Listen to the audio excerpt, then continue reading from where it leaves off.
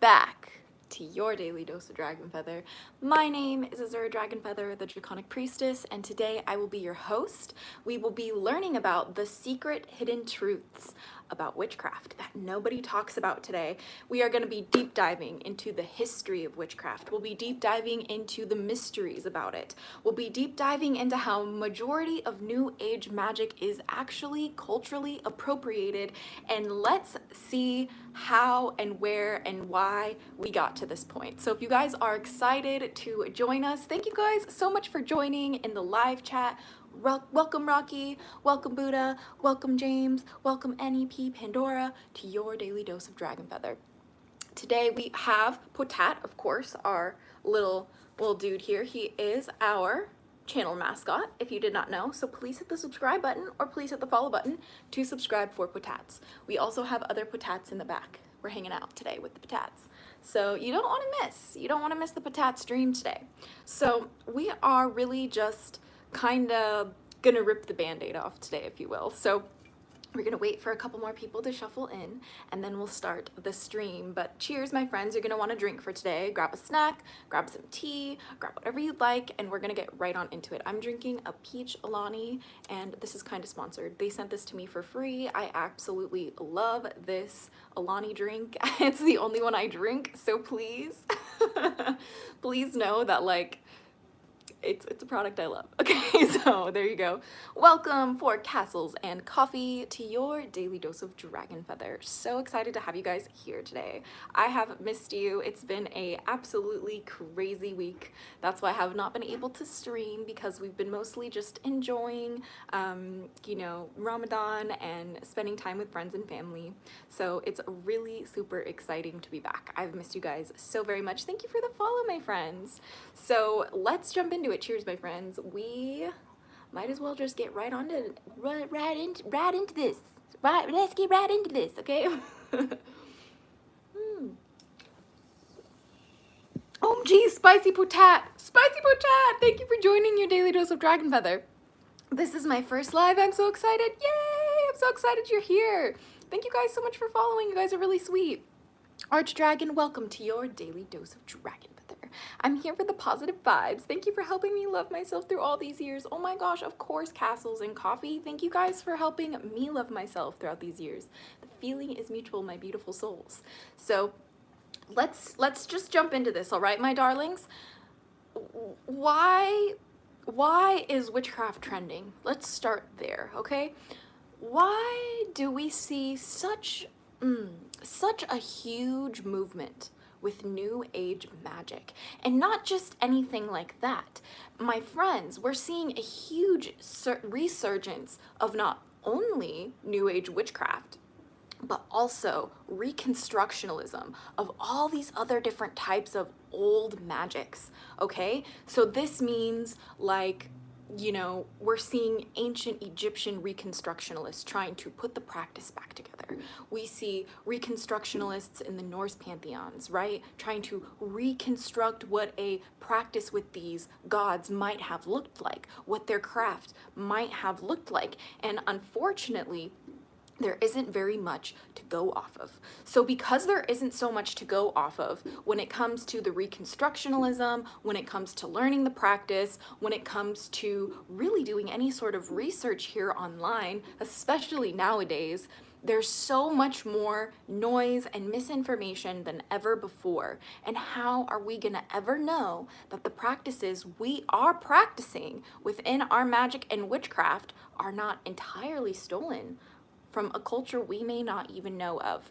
That's why we're jumping into it today, because when I work with the dragons, for those of you guys who might be new here, hey, hi, hello. My name is Azura DragonFaether. I am a Draconic Priestess, meaning that I work predominantly with dragon spirits and dragon magic and dragon medicine within my witchcraft or within my magical practice.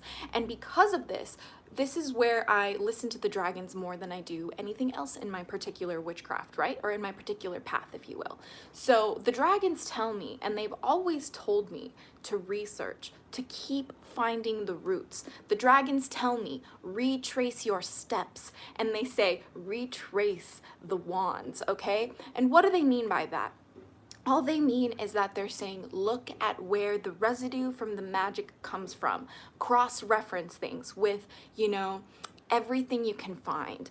Do your best to vet your sources. Do your best to go to as original first-person sources as you possibly can. So this is where my journey started, with really taking it a step further. Because for those of you guys who are new here, I've had this YouTube channel. For those of you guys who are on TikTok, I've had my YouTube channel for almost 14 years now, since 2012. And I have been posting about my journey with magic, and my journey with, specifically when I started with Wicca, and my desire to become a high priestess and document that journey. And in this path, if you will, we ended up, in my practice, we ended up finding so many, you know, what's the word, blank spaces that I didn't necessarily know how to fill in. There were so many spots that were contradictory, that people would get in huge debates about, and I didn't know why.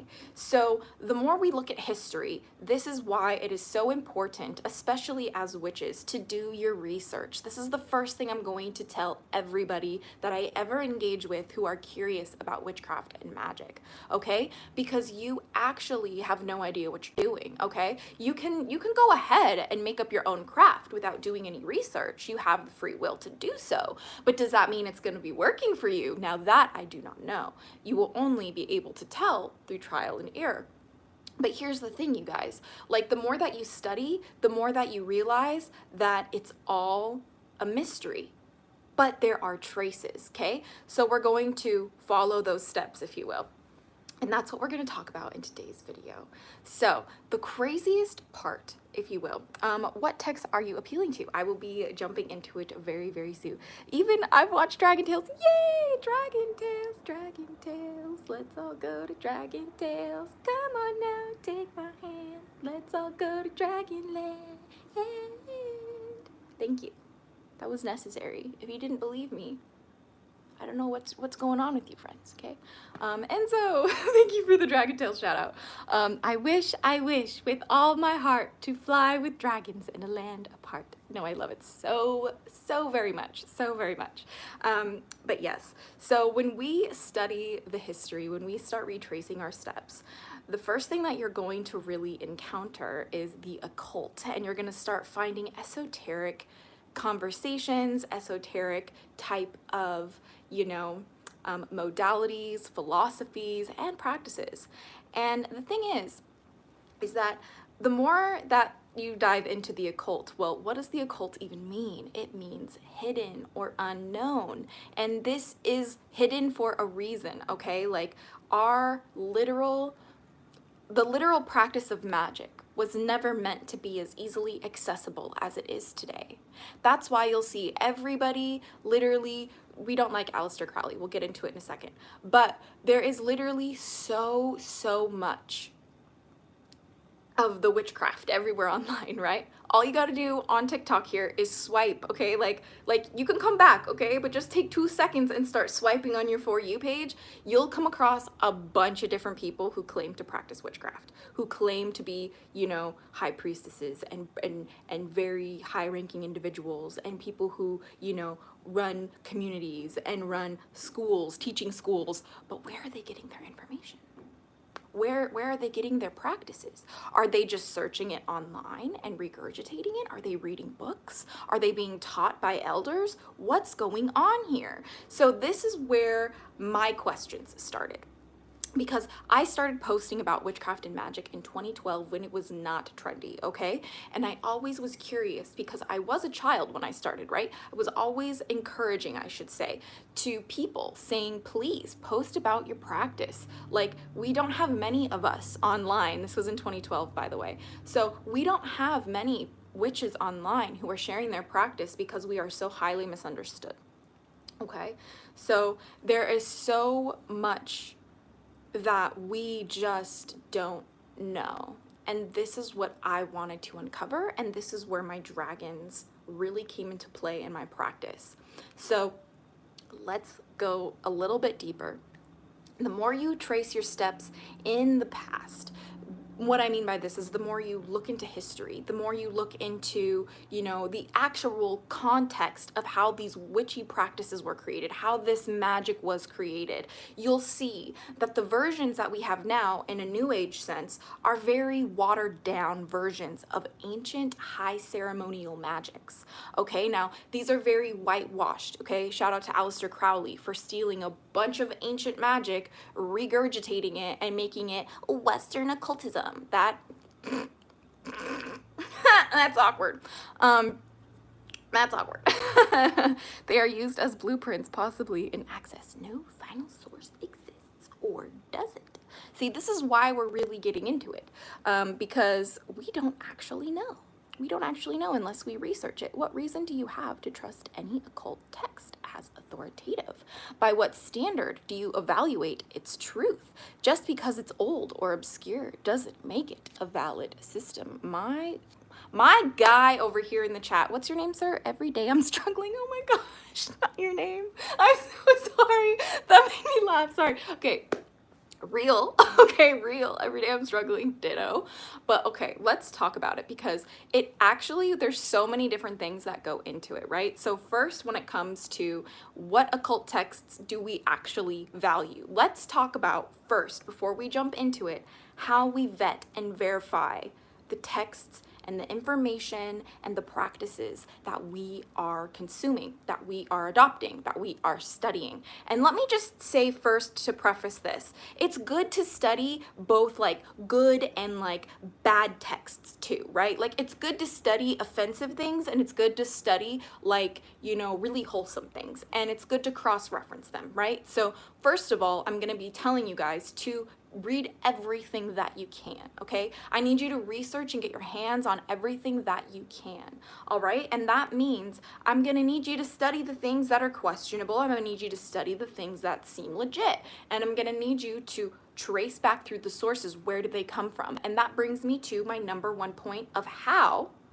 we vet our sources. And number one, it's always gonna come from who is the author, right? This is the most important part, actually. So who wrote this down, right? Was it written down by Aleister Crowley? Okay, first of all, you know what I mean? Because you have to see who wrote these texts, first of all. Then when you find out who writes the texts, you have to do research on who these people are, right? So who is Aleister Crowley? What did he practice? What was his reputation? Who were his elders? Who did he learn from? Etc., etc. So second, we have, when we learn about these sources, right? The second most important thing is looking for primary resources. For those who are unaware of what this means within an academic sense, for example, when it comes to looking for primary resources, that means that they come from directly the person or people experiencing or creating or practicing said thing, right? So let me use an example with the Quran. The Quran is considered a primary resource because of its preservation throughout history. We don't consider the Bible or the Torah per se a primary resource, but I digress. So the more that you dive into this particular part, the next best thing to do is to follow the symbolism. And I know that this might seem kind of like, what do you mean follow the symbolism? But I mean follow the symbolism. So what are the symbols that you use today, right? So for example, the most common one is probably going to be the pentacle within witchcraft. So we got it right here, right? This is the pentacle for those of you guys who are unaware, right? It's the star within the circle. Now for this is literally a symbol that comes from ancient cultures, right? This is not only just an ancient symbol, but it's also a mathematical expression of sacred geometry. And this is something else that I need you guys to really open your minds to, because the symbols and the sigils, and specifically the languages, okay? I'm gonna need you to really understand how these are the clues that you follow. These are the tracks, if you will, that you are supposed to look for when it comes to studying occult material. And if you are not interested in reading, if you're not interested in studying, spending sometimes days at a time just burning your eyeballs with books and articles and videos and all of this, then maybe being a witch is not for you. And this is going to be my first real big harsh truth, is that witchcraft was never intended to be trendy, okay? Witchcraft is called the occult and is part of the occult for a reason, because it is, even in its most basic forms, a very advanced practice that it requires many different skill sets within a particular person's everyday experience, right? You have to be able to be literate. You have to be able to comprehend things. You have to be able to critically think. You have to be able to be open-minded enough to talk to other people, willing to be wrong. This is something that we also have to understand. When we do our research, do we find people who claim they have the truth, who claim that there is their way and only this way? Because that is a huge red flag. See, the people who are actually the most, like, you know, I would say advanced practitioners are the ones who understand that they don't know anything. Okay, let me repeat that. The ones who literally are the most advanced within their practice of magic and witchcraft are the ones who claim to not know anything. The more we learn, the less we know. Okay, our human lives are so short. Even when we do find something that is really valuable, rich in knowledge, we can study it for our whole lives and barely scratch the surface. And this is what I need people to understand when it comes to witchcraft, especially in the modern age. People are using witchcraft as or the label of witch, right? The label of witch. They're using tarot cards, they're using spell candles, they're using very aesthetically pleasing types of magic. This is traditionally not where it comes from. Original magic was not aesthetically pleasing, okay? Well, it's actually usually very messy, very messy, okay? But what is the point of it? That's a great question, Word of Elijah. Thank you for asking, and welcome to your daily dose of DragonFaether. There are many different reasons why people might be interested in pursuing a practice of magic, right? So you have to understand something, all right? When you pursue the practice of magic, okay, what are your intentions, okay? This is the most important thing, right? This is what you'll hear any witch worth her wand will tell you, that your intention absolutely matters, okay? If your intention is selfish, right? Not saying that your spell won't work. That's not what I'm talking about, right? I'm saying that the way you intend for your magic to go out and affect people if you cast your spells this way, right? You have to understand that this is key and critical towards how your magic expresses itself, how it plays out, and how it affects others, and ultimately comes back to, you know, you, how you see it, how you see its effects take hold. Did it work out for you? Did it not work out for you? These are important things to be paying attention to, okay? Pay attention to. Okay, and I need to take a little quick second. Can you cause a spell on anyone? I mean, yeah, but I don't do that anymore. We'll get into it though. I personally don't cast spells on other people anymore. My witchcraft is purely towards helping me regulate my nervous system. It's an entirely personal practice now. But again, I will definitely jump into it in 2 seconds. Just let me take some medicine, because we got the problems. Oh, the medicine's not here. Okay, I'm gonna have to go downstairs for it, but that's okay. We do got the problems in the body, unfortunately, but cheers, my friends. Anyway, Shadow Band, I love your name. That's awesome. Welcome to your daily dose of DragonFaether.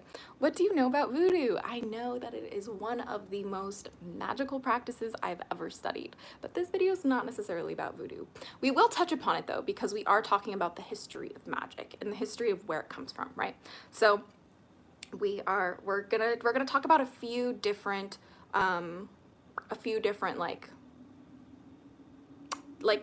perspectives, that's the word, within magic.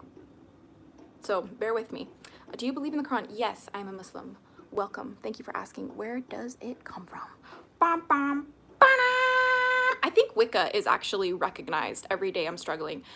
In America, at least, I'm pretty sure Wicca is recognized as an actual religion, and you can be buried with like the Wiccan pentacle.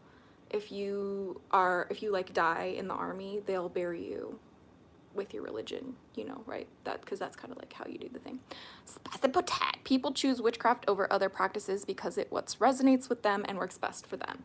And that honestly is a very, very, very new take, right?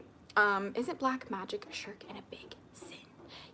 Well, yeah, I mean, like, but the way that like they define black magic in Islam is very different than how witches actually define their practices.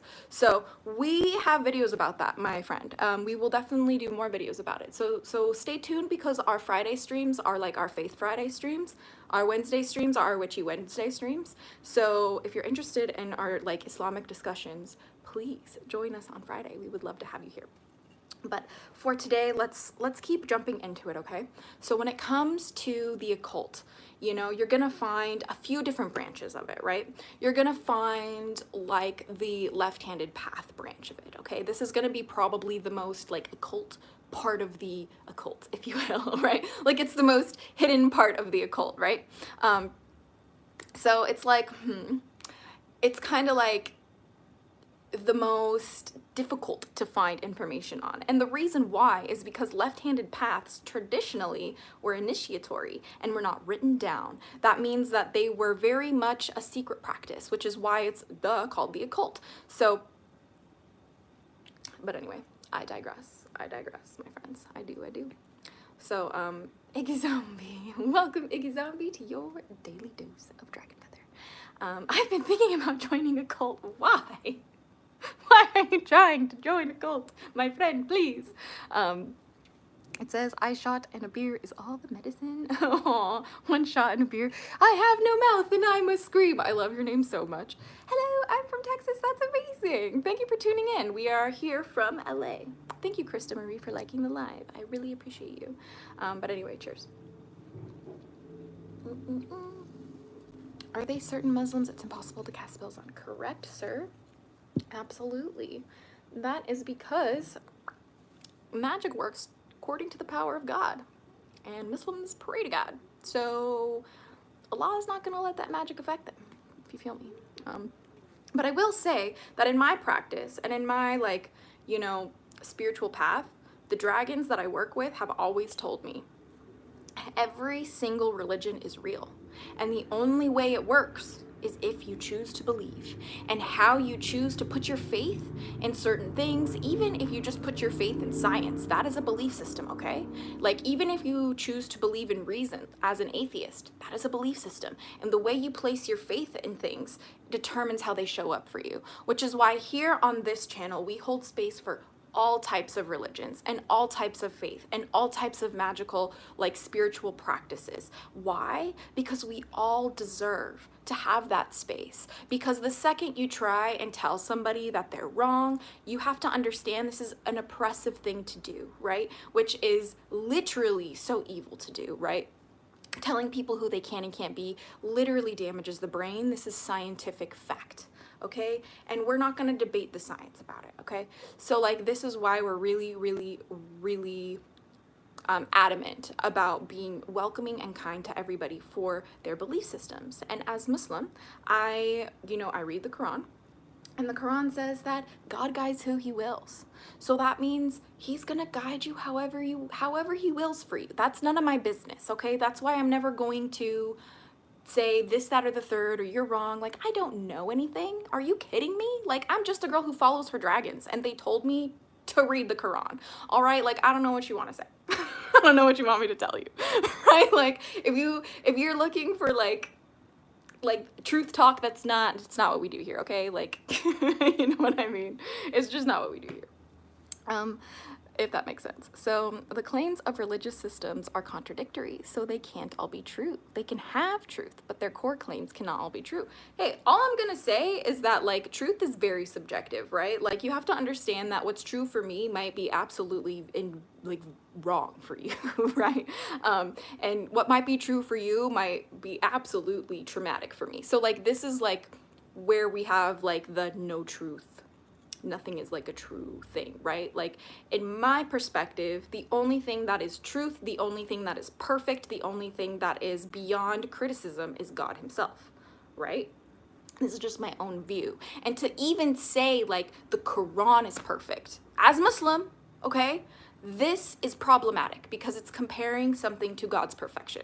And I know that might be a hot take, but this is something that I'm willing to die on this hill. Do you know what I mean? I'm willing to die on this hill, okay? Like, bro, the Quran is not perfect. There's room for mistakes, okay? There's room for mistakes because human hands were involved. Human hearts were involved.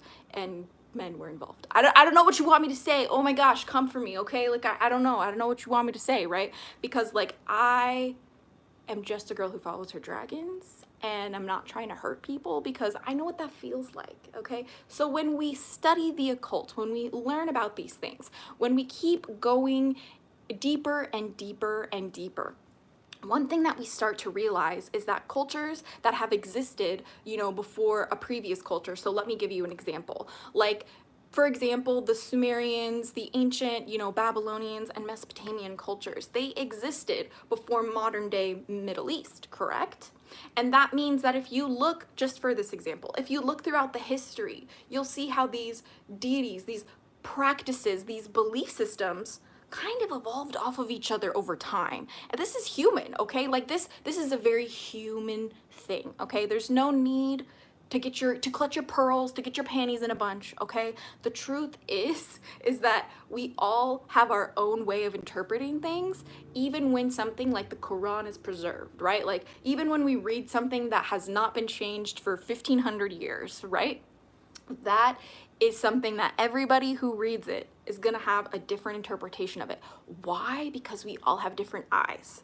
And we all have different hearts, right? We all have different brains and different spirits, right? Like we have different souls, different desires, different belief systems, and this is going to determine the way that we view the same materials, right? Like the way that I view the Quran is going to be different than you. The way that I view magic and witchcraft is going to be different than you. And the thing that I'm here to tell people is to literally stop asserting that your definition or your religious beliefs or your spiritual faith and practice is right above anyone else, because that is asinine. Like what? Like you're just a human, okay? Like go touch some grass. Like it's great if you have a practice and you have a religion that works for you, but that's the whole point. It's supposed to be for you. For you. Not for me. Your belief system's not for me. My belief system's not for you, right? And I'm not gonna like force it down your throat, right? Because even if I believe I'm right, I become the asshole when I tell you you're wrong. You see how that happens? You see how that works? It's very simple. Very simple, very simple. So let's talk about a few different ways how witchcraft has evolved over time, starting with our beautiful humans, the Black people. Okay, we need to have a talk about Black people because the modern day depiction of Black magic and the way that people understand Black magic, including my Muslim brothers and sisters at the masjid, right? I talk to them about my witchcraft. They're very, very open to learning, very open to having discussions with me, okay? So this would have never happened in the Mormon church growing up, right? Like in the Mormon church, like any question I had, I was hit on the wrist with a ruler and told to never question my Lord. But one thing that I love about Islam is that I am encouraged to question it over and over again. I'm encouraged to seek out answers. I'm encouraged to go talk to my elders. I'm encouraged to go, you know, talk to scholars.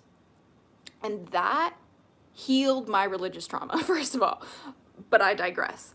The one thing that I really struggle with when it comes to being Muslim who still practices witchcraft, and you guys can tell me it's a sin or whatever, haram, as much as you want, that's great, good for you. But guess what else? Okay, some people will hate on me for what I do that's considered a sin while holding their sins of adultery in their heart, while holding their, you know, oppressive nature in their heart, not revealing that. And this is why I'm never going to do anything but show up as myself, like, and learn about your path. Why? Right? Because that's the good thing to do. Like, my religion teaches me to be kind and do good deeds for others, to make sure that people are not being oppressed, right? Because that is worse than killing somebody, according to my religion. And so I really, really, really just need people to understand. Just really need people to understand that, like, it's not this serious, okay? Like we're all just humans, right? We're all just chilling, okay? We're all just doing our thing, doing our best. Forget the rest, okay? Because, like, this life is short, right? Like, and you only have so much time. So why would you ever want to waste your precious time on this planet trying to make yourself palatable for other people? No, I'm not interested. I'm not interested in that at all, ever, actually. So we don't do that here. So I hope that you're cool with that, right? Yeah, thou shalt not kill. Thou shalt not kill. It is against any monotheistic religion, actually, to murder people.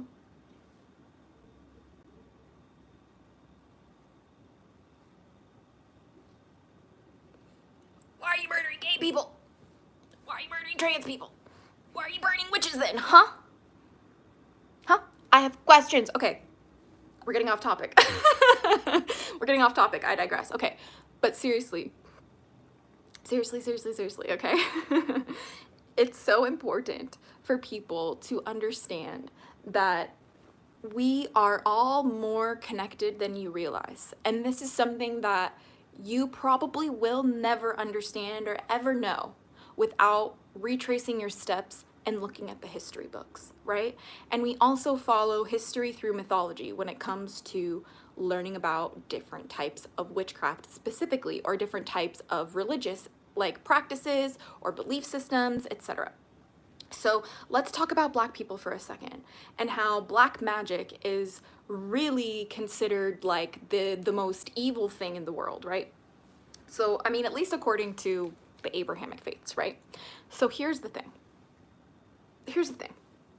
So I need you to understand, first and foremost, that Black people, I'm talking specifically like people in Africa, people in Afro-Caribbean communities, even people in Brazil, and like South America, but also people in Australia, indigenous to China. Black people are everywhere, surprise. If you didn't know that, pick up a book, okay?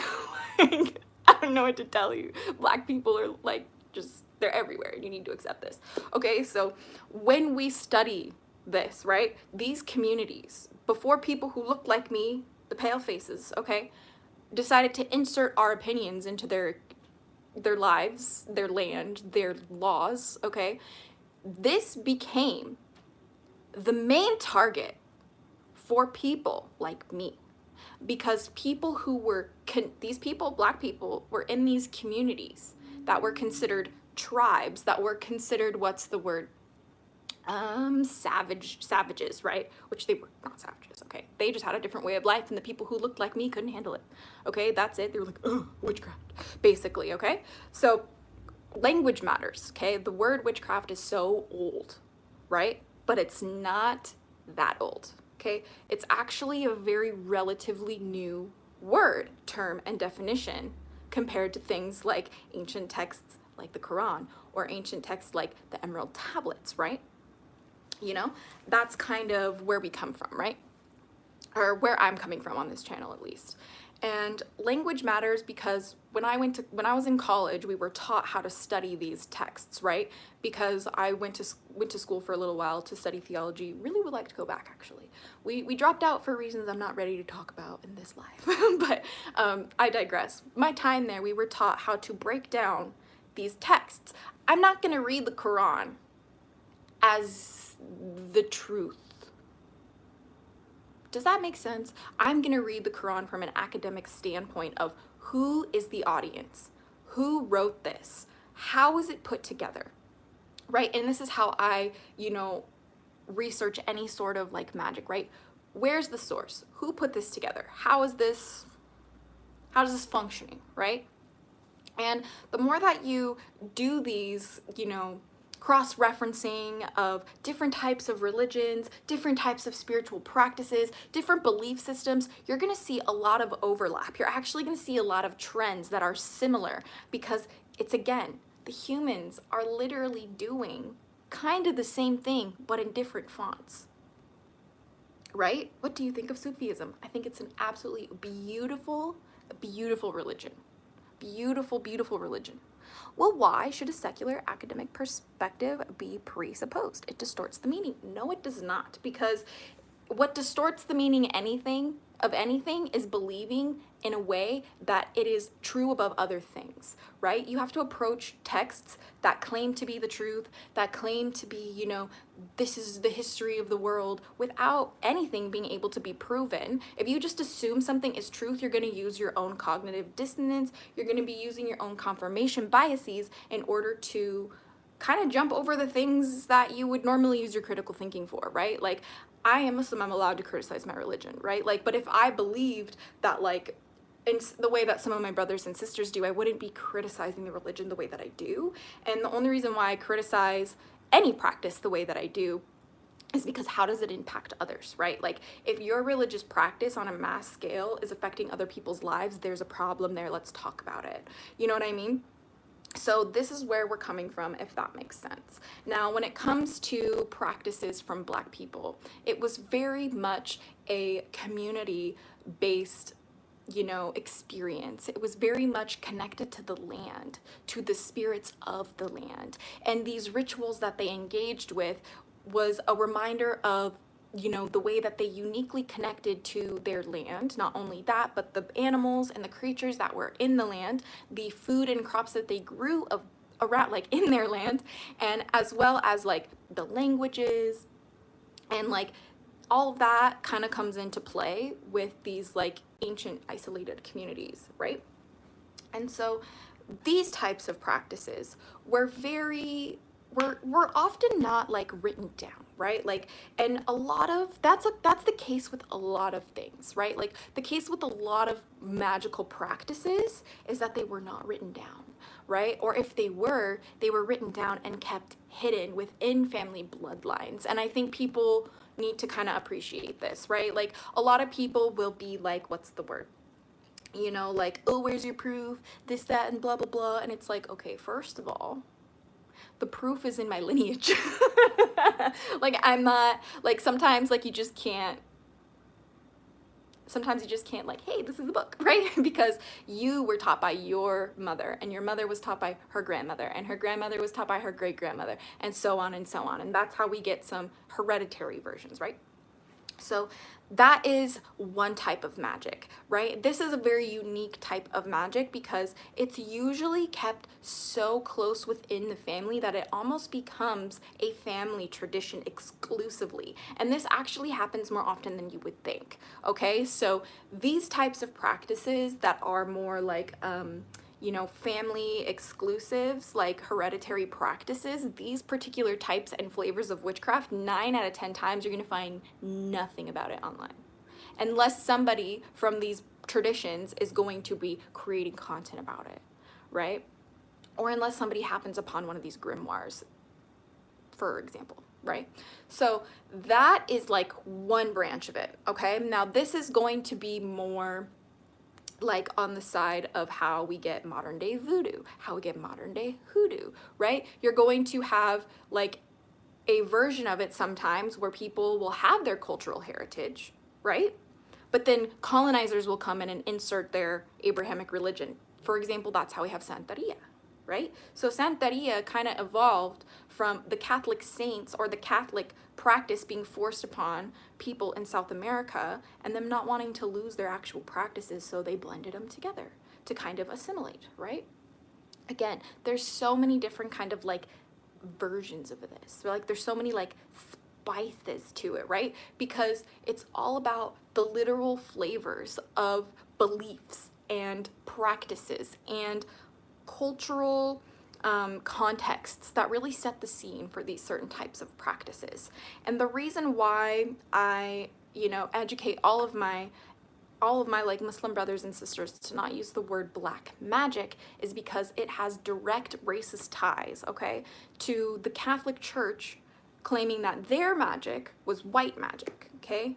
Their candles, their saints, their altars, right? that's witchy, okay? Very witchy, very magical. And they're going to demonize everything else, right?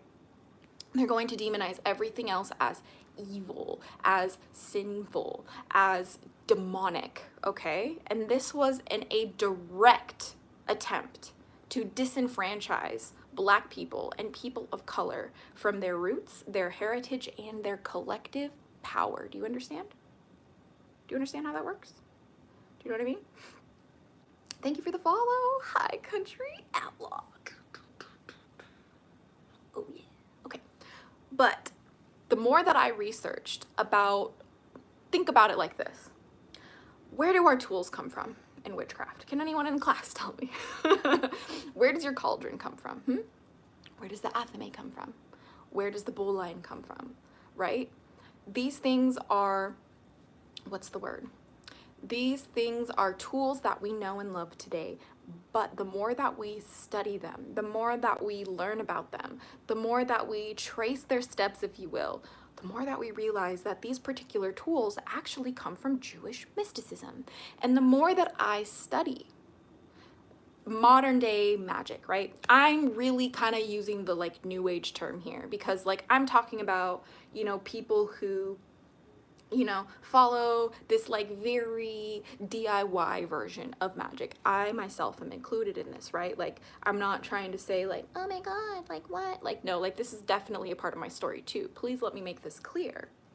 But like, I need you guys to understand that like even like this, the evil eye, right? The Nazar, like this Jewish mysticism, okay? So the more that you study about it, the more that you're going to see that a lot of these like, you know, ceremonial practices, a lot of these rituals, right? A lot of these belief systems in, I guess you could say infernals or angels, right? Like angelic magic, like infernal magic, you know, these very dark, excuse the noise, we have construction going on down there. We have very like, what's the word?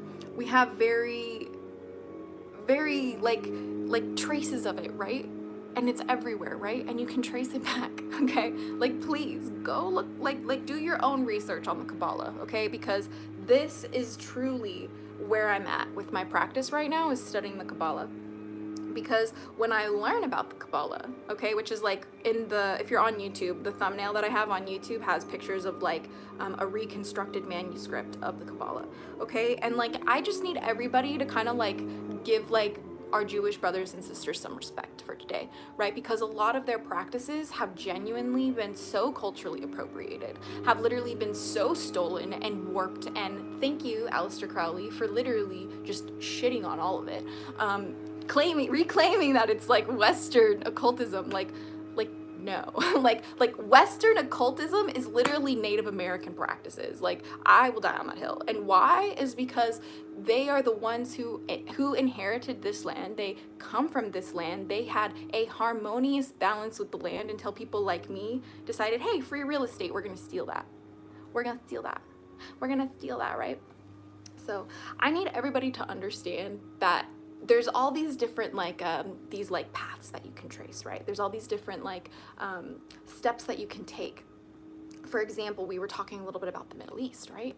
So the more that I study from the Middle East, the more that I keep finding, you know, trends and similarities between Sumerian mythology and between, you know, Abrahamic religions, and also with like Hinduism. You know, it's very much a observation of, you know, the one God ideal, right? You know, for those of you guys who don't know, typically Hinduism believes in one God, just many faces to one God, as I understand it. And so these are there's many parallels is my whole point, which is what I really try to, you know, share with people, is that all these parallels within our practices, this is truly what makes it magical. And the reason why that is because when we realize that here's me, right? Like here's me having no access to witchcraft, right? Like in my little years, all I had was literally this, okay? This is literally, right? This is all I had, the internet, right? All I had was the internet, okay? That's it. Farian, would you be willing to be a mod? Can I make you a mod? Do you know how to use it? Let me know, because you're right, we do need some mods right now. But anyway, all I'm gonna say is that, like, I had no idea what I was doing, right?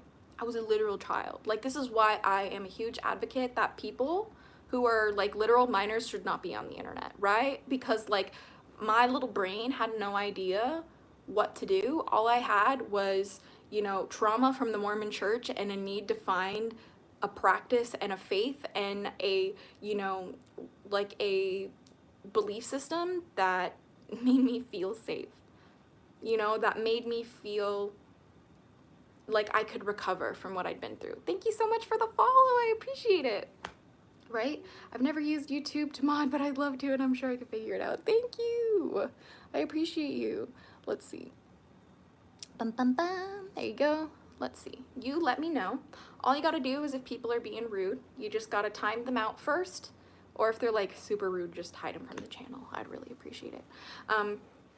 And so it's also in human nature today, right? Like, with how we can't ignore the elephant in the room, right? The elephant in the room is the Crusades, okay? And the Crusades took place to force Christianity or Catholicism on people. They had to convert or they would be killed, okay? And this is something we cannot ignore. We also cannot ignore the burning of the library in Alexandria. So much knowledge was lost, right? So much wisdom, so much craft, so much, you know, ritual was lost.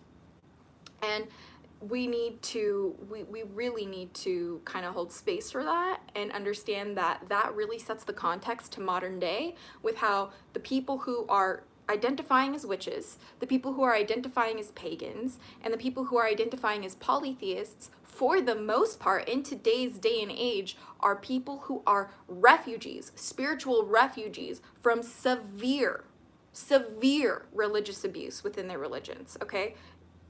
Mainly Abrahamic religions, okay? And they come from all Abrahamic religions. They come from literally Christianity. They come from Catholicism. They come from Mormonism. They come from, like, Islam. They come from sometimes even Jewish practices, okay? And these people were so severely traumatized within their upbringing, within this, that, and the other, they were willing to literally go out and look for anything, okay? They would go for anything. All right? Absolutely anything that felt like safety, which is why you see so many people kind of creating their own practices now. And does that mean people who create or DIY their own practices, do you guys think that's valid? Let me know, right? Do you think that, do you think people, you know, meditating after they, you know, read a book or whatever, do you think that them creating their own practice, claiming it as truth, and then advertising that as truth, and you can only access this truth through money, do you think that's right?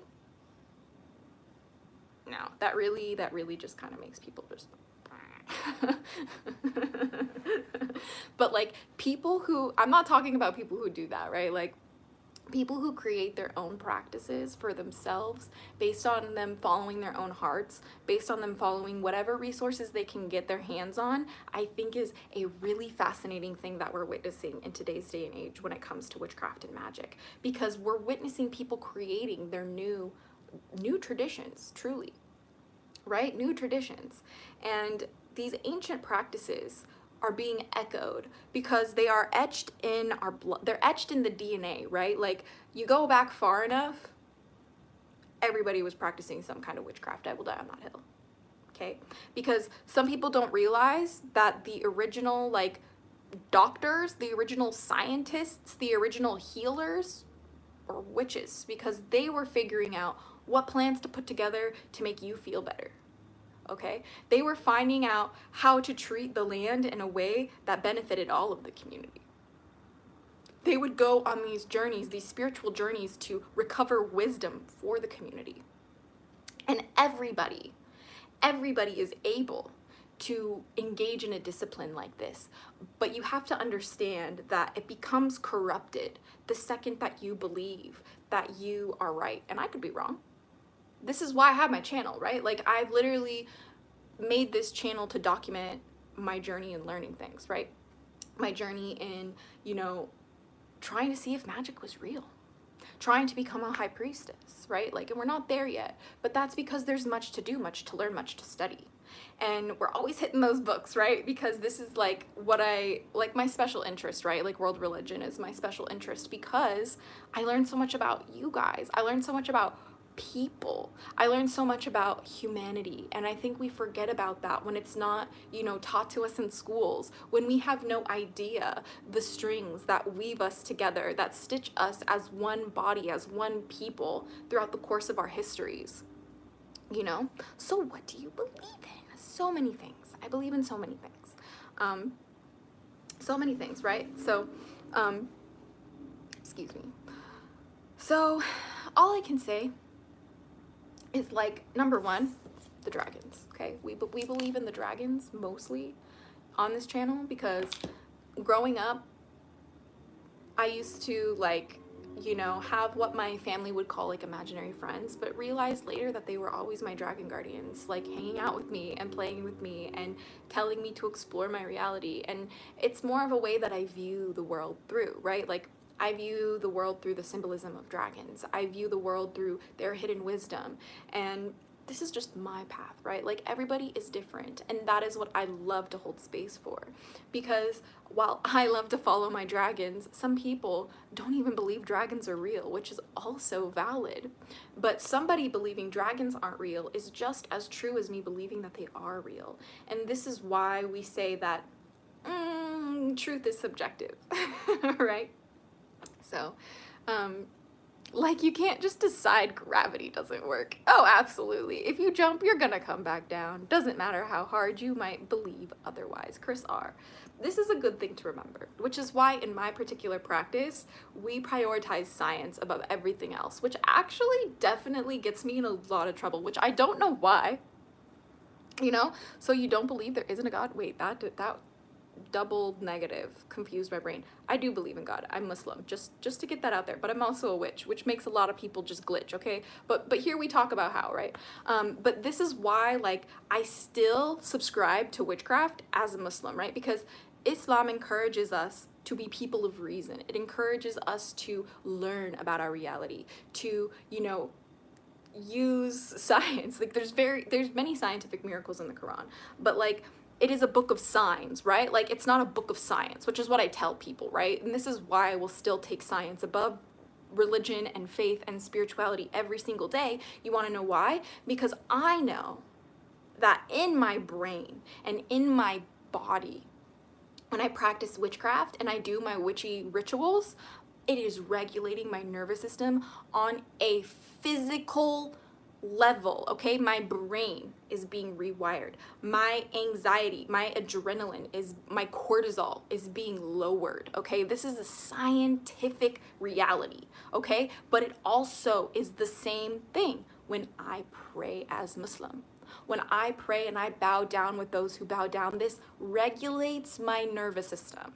This is changing my brain in a positive way. But let me tell you something else. Religion and witchcraft and spirituality and faith and all of that can have an exact opposite effect where it becomes traumatic in the brain the second that you force it upon anyone else. Which is why I believe aggressively, especially as a Muslim, that forcing anyone else to practice anything else is one of the worst sins in this life.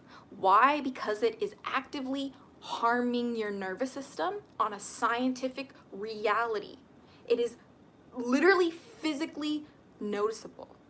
You will notice the swelling in people's faces. You will notice the change in their bodies. You will notice their heart rate increases. You will notice their breathing increases the second that certain individuals of the church walk in, or the second that their parents tell them you have to do this. It's time to pray, right?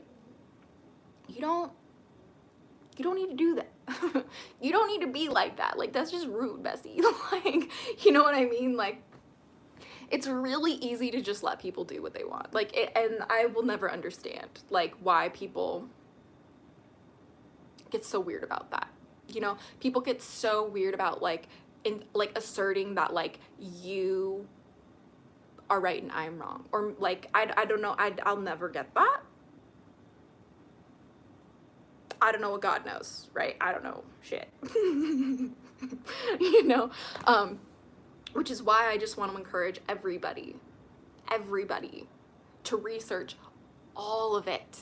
Your history matters. People's religions, people's spiritual beliefs, people's faith, and their practices, their ritual practices, they determine so much more how people observe this world, how people engage with it, right? How people, you know, interact with each other, I should say, as well. Because the way that my Muslim brothers and sisters believe about black magic is so restrictive, is so ominous, I should say, compared to how actual witches define themselves. They're really like nothing alike, actually. And this is something that I also like to encourage people to understand. The more that you learn about religion, the more that you learn about other people's like perspectives on life and other people's cultures, you will realize that sometimes two things can be true at the same time. You'll realize that sometimes people just have a different way of defining their reality, a different way of observing their reality, a different way of being, right? So this is something that I also like to, you know, talk to other people with different religious backgrounds, different belief systems, because I want to know, what do you believe in and why? And where does it come from? And then we have a conversation. So this is what I value the most, because 9 times out of 10, when you talk to people about certain like words, like, you know, witchcraft, there's a lot of negative, scary connotations around this, and that's propaganda. And I hate to say it, but it's so possible for people to be practicing things wrong. It's so possible for people to misunderstand their belief systems, and it is so possible for people to correct themselves when they learn new things about this world, you know? And this is just what I like to talk about, because, you know, it's my special interest. You know, the TISM brought us here for the most part, and I love dragons, and they've always been my special interest. And my dragons, you know, being a draconic witch and practicing dragon magic, this was truly my portal into learning all about different cultures around the world. And why, you might ask? Because almost, if not every single culture around the world, has some form of a dragon in their mythology or their belief system or their cultural myths, if you will. And that's going to be is like, what's the word? That's going to be the defining thing for me. Because when I started realizing that there were some variation of dragons in almost every single practice, every single belief system, religion, faith, otherwise, throughout human history, in locations that could have never interacted with each other, you're gonna tell me that dragons aren't real. That's funny. That's real funny. That's real funny to me, you know what I mean? So there's that. Can you please just chill, my friends? You don't gotta be so mean. Why you being so angry? Why you being so angry? I do not have an OnlyFans, but people would love for me to have one. What's funny? Sorry, trying not to be disrespectful. No, you're fine. That's fine. Like, I just want people to be kinder to each other. like people are so like caught up in their own egos, their own worldview, that they won't even take the time to like consider that they might be wrong about people, to consider that they might be wrong about their worldview, to consider that other things might be true too. And this is why you see the world in the state that we're in right now, right? Because people are so convinced that their way is righteous, that their way is truth, and that they are literally validated by their God or their gods or whatever they work with, right? Usually it's just the Abrahamic ones that are doing the most bad shit today. But they will literally use this to justify hurting people, to justify stealing land from people, free Palestine, free Congo, free Sudan, okay? They'll use it to do manifest destiny. Fuck you, Donald Trump. Hi, love from LA. But like, you have to understand this, right? Like, you guys have to understand that these people are so consumed by their own egos, by their own desires. They have nothing that grounds them in reality. And so they are delusional, thinking that they are gods, enshrining their will into law, and it kills people. And that's why, for as long as there is air in my lungs, I will get on this platform and I will tell people, it's not that serious. You're not a chosen one. Your way is not the truth. Relax. Everybody's entitled to their religious freedom, okay? You can practice whatever you want to practice. And until it starts hurting other people, right? And until it starts oppressing other people, right? And until it starts taking the lives away from innocent human beings, you're not going to catch any flack from me. But the second that you start hurting other people, using it to justify killing people, using it to justify oppressing the LGBT community, the witchy community, any community that is not you or your ideals, you have lost the plot.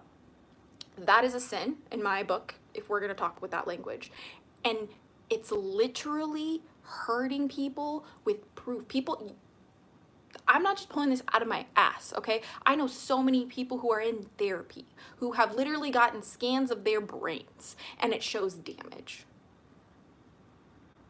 because of what they've been through, okay?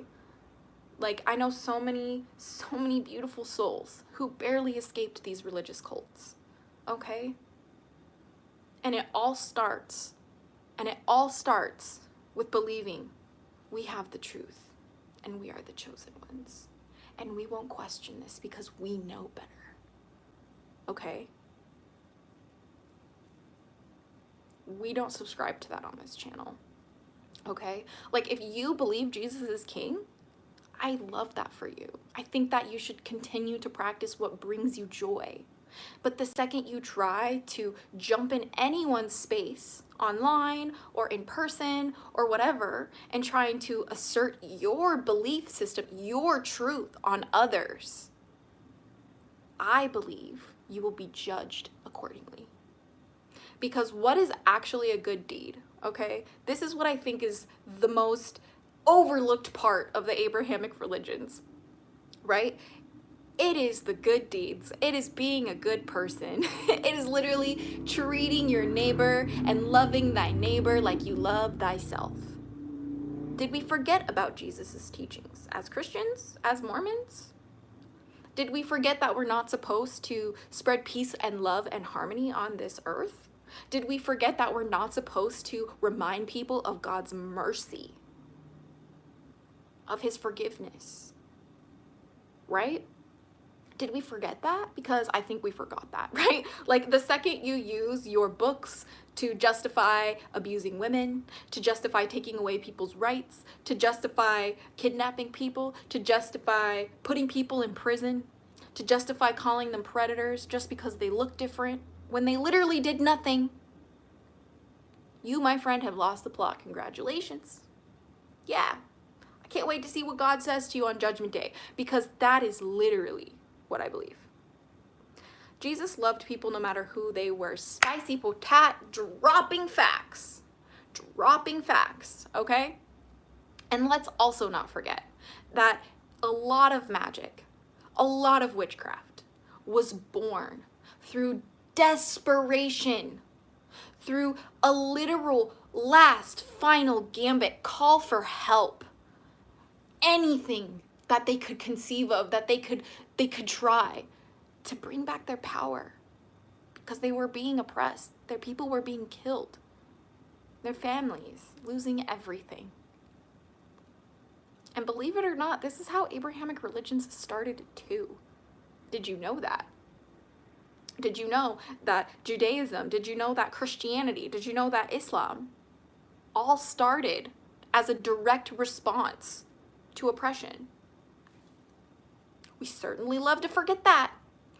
But some of them, not all of them, like not all Christians, not all Muslims, not all Jewish people, but some people who follow these faiths, these religions, use it to hurt people. It's just the way it is. They use it to create laws to hurt people, to remove people's rights, to oppress people. It's just the way it is.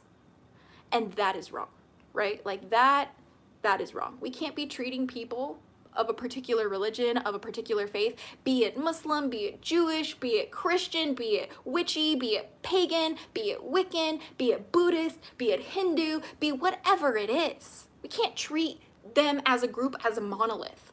No, each group of people is full of a spectrum of different hearts, of different minds, different belief systems, and not everybody's an asshole. Like, why do we want to point the finger and call people assholes? Like, it's weird.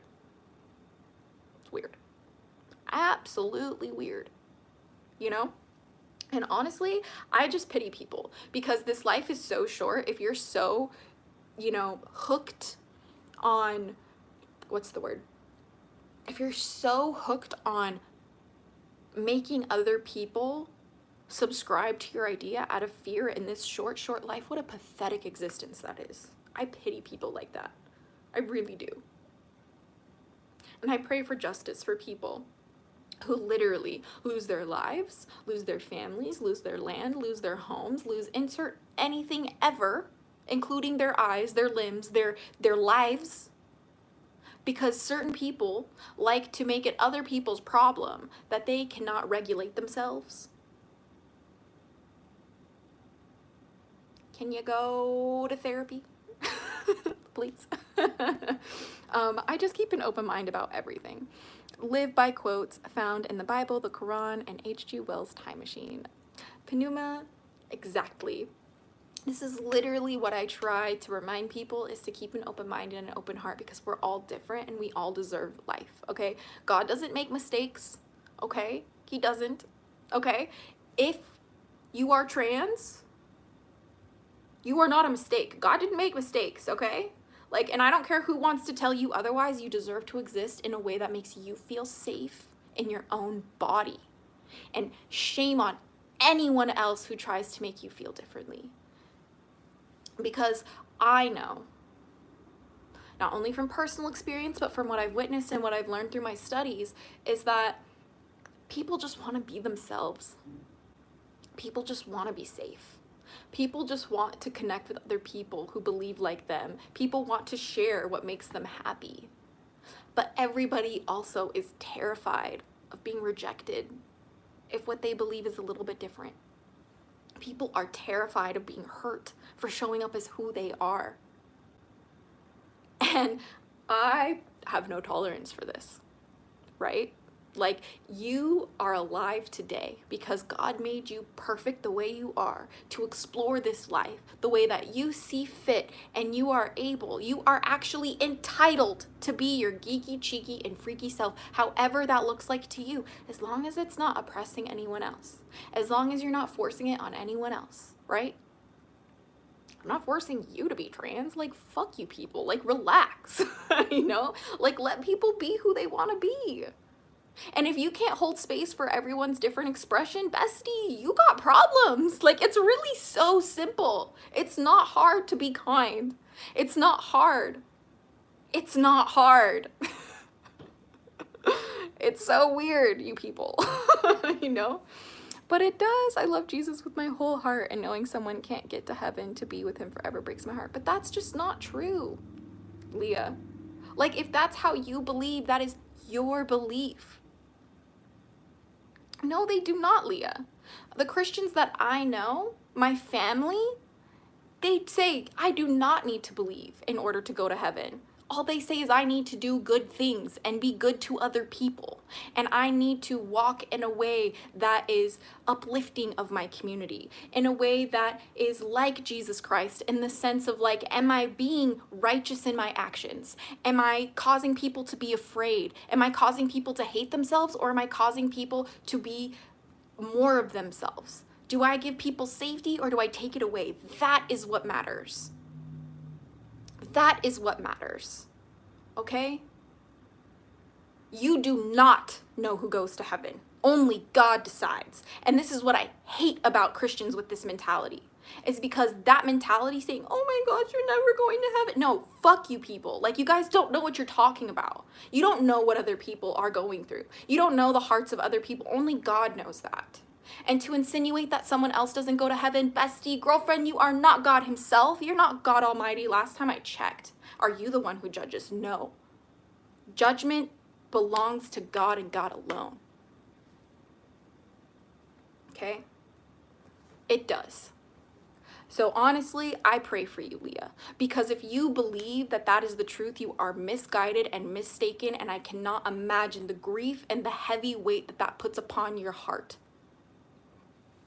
You know, because the people here in this world, and especially before any of these religions existed, right, were fine, just fine, doing their own thing. And to insinuate that none of these people go to heaven is absolutely asinine. You know, cheers. Cheers. I don't care about going to heaven. I just always want to feel the Great Spirit when I need a direction. Absolutely. That's absolutely amazing. You know what I mean? And everybody is able to find their own belief system, right? The thing about religion is that it's not science. Do you understand? That means that, like, if it was a science, I'd be able to prove it to you, right? But because it is not a science, that's what makes it a what? Belief system. That's what makes it what? A faith-based system. That's what makes it what? A religion. Okay? And that's not true, okay? None of the religions are absolutely true, okay? I'm saying this as a Muslim, come for me. Like, I need you guys to know that, like, it's subjective to each person, and whatever you believe will determine your reality. Okay? What you believe in will determine your reality. Right? Like, I'm not good, God is good. I make mistakes. I'm a human being who gets it wrong sometimes. Like, sometimes I'm unable to regulate my emotions and I hurt the people I love. But this is why I subscribe to things like witchcraft and Islam and, you know, things like that, because I was raised in a very abusive system, right? Like, Mormonism was heavily abused. Like, my family was not awesome growing up when I was a little girl. And I was looking for any way to cope with this, okay? And I did not know any better, and sometimes I wasn't able to regulate myself, so I hurt other people. But I'm able to admit this, I'm able to own this, and I'm able to learn from my mistakes and still choose to do better. And this is why all I do as Muslim is I seek refuge in Allah subhanahu wa ta'ala from all of the hate-filled hearts that come to attack me for my faith. Which is why I will not grieve, nor will I fear anything but God himself, because there's nothing for me to worry about. There isn't, because I have faith my Lord will take care of me and will guide me. I have faith that if I do good deeds and I do what I can to please my Lord, that he will have mercy on me. That's how it works in my religion, okay? Like, and he guides who he wills, right? It's not my responsibility to convert people. That's not what I do. That's not my responsibility. No, God converts people if he wants to. That is his thing, not my thing. You know, Jesus loved witches. Yes, he did. Yes, he did. You know? So, it's like, I love to talk about these things because, you know, you never really realize how many people are hurting until you have a conversation and give them space to share their stories. People just need a place to talk that they feel safe, right? Like, people just need a place to connect. People just need a place to, you know, learn about each other. And there's nothing wrong with that, right? But the second you start saying people are going to hell because they don't do this, that, and the third, like, that's religious abuse. Do you understand? Like, scientifically speaking, you are religiously abusing people. Do you think Jesus would be proud of you? No. No. Jesus would not applaud you for that. Nope. Nope, nope, nope. Like, and to believe that that is true is actually so fried. I don't even know how that works, right? I don't even know how that works. They believed in magic, and Jesus said, come to the gates as you are, and you will be welcomed. Exactly, Furian. Exactly. Right? Because last time I checked, God loves all of his creations. He does. And the only time we earn his wrath is when we spread corruption in the land, right? When we do bad things, bad deeds, right? You know? Cheers, my friends. Cheers, my friends. It's so easy to be kind. Like, just keep your shit to yourself. Like, why do you care? Like, why is it so important for some people to assert their beliefs over others? Like, you want to know the real secret truth about witchcraft? The real secret truth about spellcasting and magic? It is so intimate. It is so personalized that it is so sacred when witches literally cast their spells and do whatever they want in their circles to uplift themselves. It's about creating an experience that brings joy, that brings awe, that brings a sense of, you know, divine presence, that brings a sense of connection to the unseen, that brings a sense of understanding of unity within the all that is. That will never, ever, ever be sinful. What is sinful, you want to know another secret, is that witches like to kind of mind their own business, and people hate that, and people will label that because we're minding our business so much actually that you don't even know what's happening or going on with us. And so that's why some people who can't handle it will literally read from their book a definition that, mind you, doesn't make any sense if you ask actual witches. Like, am I going to go to a Christian asking them, what is Islam? No, I'm going to go to a Muslim and ask them, what? Like, am I going to go to a witch and ask them about Christianity? No, I'm going to go to a Christian. Like, but unfortunately, most of y'all don't even know about your freaking religion anyway. But so, like, what do you do when you want to learn about witchcraft? Say it with me, class. You go to a witch who practices witchcraft. Thank you. Thank you. Thank you for listening to my TED Talk. Yeah. Thank you. Thank you. Do you know about my religion, lady? Well, then honestly, thank you, because you are not. You're not like them, okay? Please tell me.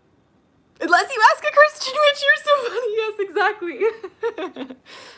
No, but like mad respect. Mad respect to the Christians who actually like study their book and study their religion, okay? Because you guys are rare, unfortunately. You guys are so rare, unfortunately. I don't know why. I don't know why. It kills me. You're a witch. Yes, I am. Welcome to a daily dose of DragonFaether. It's so wonderful to have you here. So wonderful to have you here.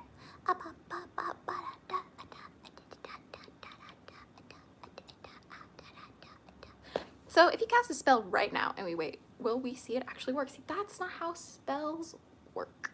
Like, a lot of people think that like spells are like linear, right? Like, they think like you do X and then Y happens and then Z is the result. Like, that's just no. See, the way that witchcraft works is very individual, right? It's very unique to each practitioner. And, you know, it's really up to even people who, you know, share their magic and share their experiences with witchcraft and their successful spells. People who haven't experienced that themselves, it's still up to them to decide if it's real, right? Like, or it's still up to them to decide if it is, what's the word? Valid. But see, that's why, like, again, like, part of this isn't a science, right? It, like, faith comes into play, which is, I think, what people, like, kind of miss the plot on, right? Like, you have, like, those who do not believe in magic will never see it. No, not so basically, no. I don't owe you my magic. Like, what the fuck? Like, you know what I mean? Like, if you want to see, like, spells that have worked out for me, go ahead and watch my other videos where I have, you know, chosen to share this with you, right?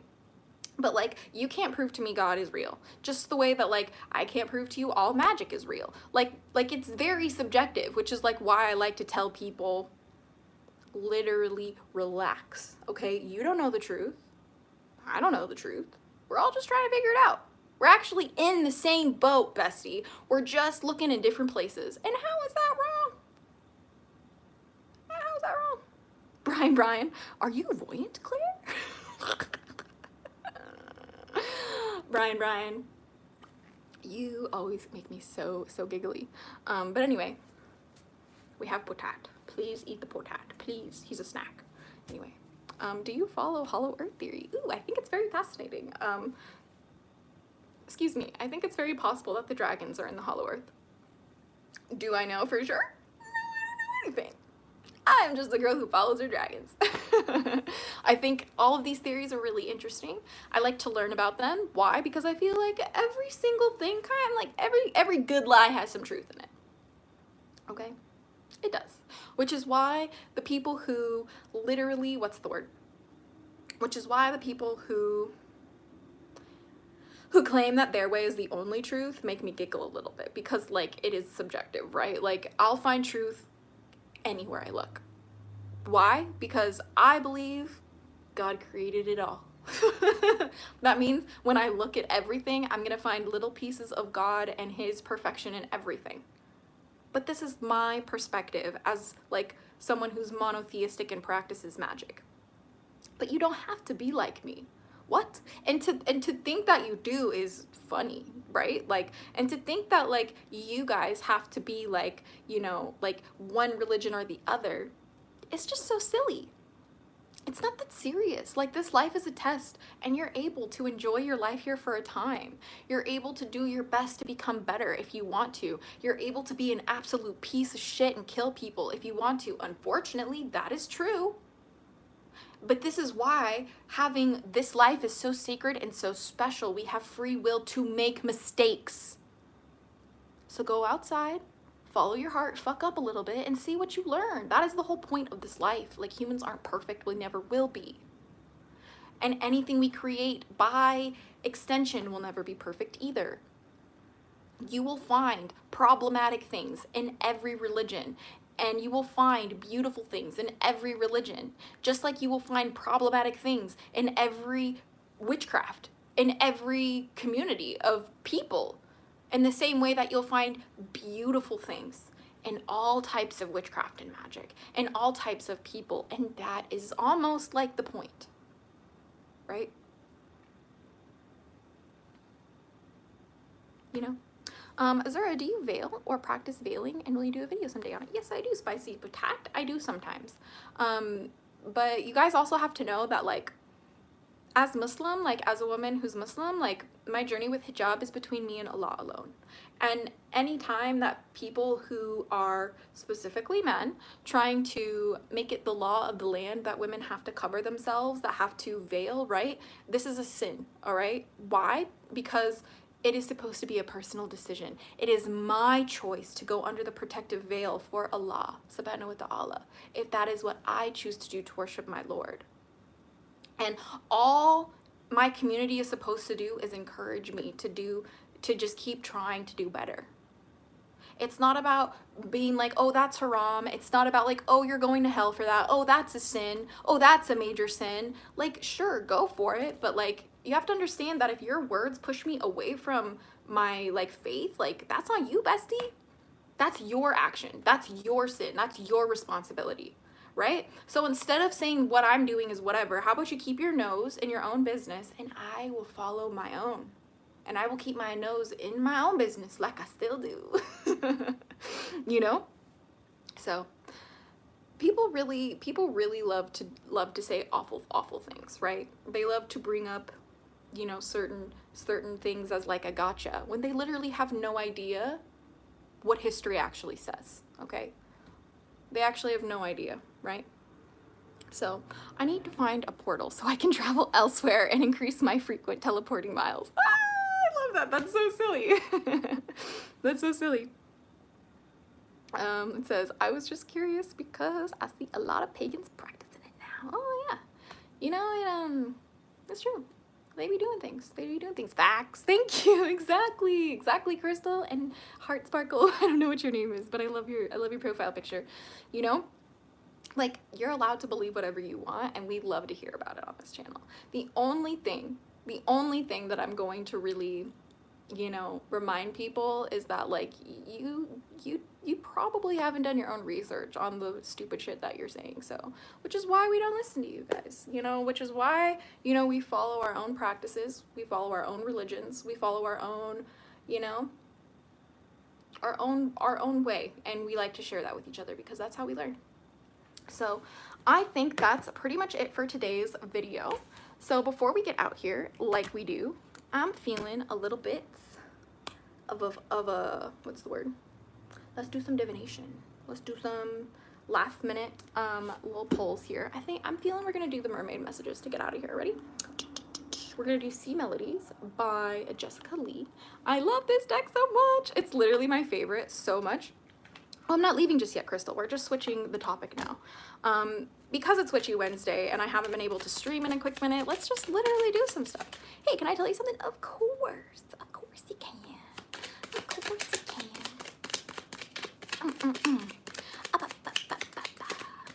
Want to learn how to speak Sami? That's funny.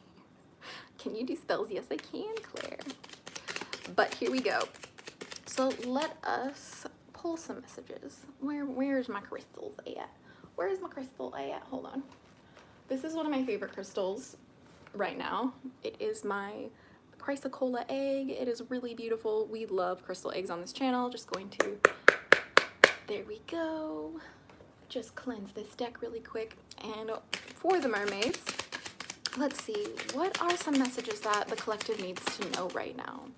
What are some messages the collective needs to know? Let's find out. We have prudence and we have flow. So it says, don't be lured by the siren song and let your worries drift away. So I need everybody to realize that don't listen. Don't listen to the people who try to lure you in with the perfect sound of everything, okay? Nothing is perfect, okay? And if people are presenting you something that feels too good to be true, ask yourself, why am I called to this? Ask yourself, why do I feel compelled to be drawn into this? I need you guys to ask yourself. See, we have this little harp here at the bottom, right? This little harp here. We have to ask ourselves, what is the song that we're following? What's the rhythm that we're following, right? And is it a good one for us? But then we also need to follow the flow. And look, there's a little like boat in the corner, right? Little boat. And it's because the boat is literally on its own journey at the mercy of the current of the water. And as much as you guys don't want to admit it, including myself, you guys are at the mercy of the way that the world moves too. Like, yes, you are in control of how you respond to it. Yes, you are in control of how you choose to move throughout this reality. But guess what? You cannot deny that certain things in this life will move you one way or the other, especially when it comes to your emotions, which is why when we go with the flow, we got to let our worries drift away. You have to understand the biggest thing that poisons people's hearts is fear and hatred. And this comes from a blockage within the soul, within the heart, within the mind, sometimes even within the body. And you have to understand that when we let our fears drift away and we let our worries drift away, that's when we become part of the world, right? That's when we integrate ourselves into it. And this is what enables us to not get swept up with the wind, if you will, to not get just destroyed by all the million different directions that life is trying to pull you in. Rip bread. I fear God too. Many, many blessings, right? But at the bottom of the deck, underneath it all, is opportunity. You will prove yourself and discover if you brave the rough seas. When you show up as who you are, my friends, when you show up in your truth, you're going to blow yourself away. You're going to blow yourself away by the miracles, by the magic, by the miraculous nature of how life turns around and makes it perfect for you. You know? What is a siren's song? So, according to like myth or like legend or like, you know, the lore of sirens, a siren song is a beautiful, very usually considered seductive type of song that lures the sailors or the men on the sea to their deaths, right? So it's almost like a beautiful trap, if you will.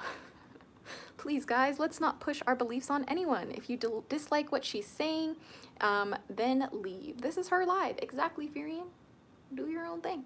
Do your own thing. This is my space, you guys. Like, technically it's YouTube, but like this is my space on YouTube, so y'all can just chill, man. Like if you don't like what I have to say, go make your own channel. You know what I mean? You go talk about it. But that's kind of what I'm getting. So does anyone have any questions in the chat? I'm more than happy to pull some cards for you guys. All my readings on my lives are always free, okay? I miss MySpace. Dude, right though? Like MySpace was so fun. Like I love that stuff so much. What American dialect is that accent? Valley girl? I think, is that what you mean? No, Jesus did not die for us. All sorts of the old copy things. You guys make me giggle. What was the third card? It was breaking up. Oh no, so the third card was opportunity, right, Christina? Or Krista, sorry. Excuse me. It was basically about, you know, the opportunities that will come to you when you brave these tumultuous storms, when you brave the people who tell you you are a sinner, when you brave people who tell you you're wrong, when you defy people's will for you. That is when you create opportunities for yourself. And if I never, ever had faith in my dragons, if I never had faith in my magic, if I never had faith in God, I've always been a girl who believes in God. I've been very vocal about it on this channel. You can literally go back to the beginning. I've literally been talking about it since 2012. All this does, if I ever revoked my faith in these, right? If I ever revoked my faith in the dragons, if I ever revoked my faith in the magic, if I ever revoked my faith in God, I would certainly be a loser. You want to know why? Because this is my life. And when I choose to show up, despite what anyone else says about me, and I choose to share what I love, and I choose to be here and create community around what I love and what I want to talk about, I'm finding that so many people out there, I'm creating opportunities to connect with people who are just like me. And I would never, ever, ever know just how many people believe in dragons, just how many people believe in magic, just how many people believe in God the way that I do if I didn't talk about it. Do you have dragon eggs? I do. We just showed one. Dragons, OMG, your sister. Yes. Yes, we love it. We love the dragons here. You know what I mean? Change. Know when to move to a new shell, especially if yours no longer fits. And this is something that people also get their panties in a twist. Okay? Like if you literally, what's the word? Like if you don't know who you are, you need to go figure that out, right? Before you do anything else. Otherwise, your life is just going to be an absolute hot mess, okay? Like that's just how it goes. But when you literally focus on, am I comfortable? Does this align with me? Am I safe here? Am I supported here? Am I loved here? If the answer is no, you've outgrown this shell, it's time to move on, right? And knowing that sometimes being able to decide, hey, I don't like this doesn't feel good for me. That was me with the Mormon church. I was like, hey, I don't like this doesn't feel good for me. I'm going to leave, actually. When I decided to find that new shell, guess what I found? The hatchlings. Alhamdulillah. Because if I did not take that leap of faith and defy my entire church, if I did not take that leap of faith and defy my entire religious family, I would not be Azura DragonFaether, the Draconic Priestess I am today. You know? And which is why we also have self-care. Drowning doesn't always require water, right?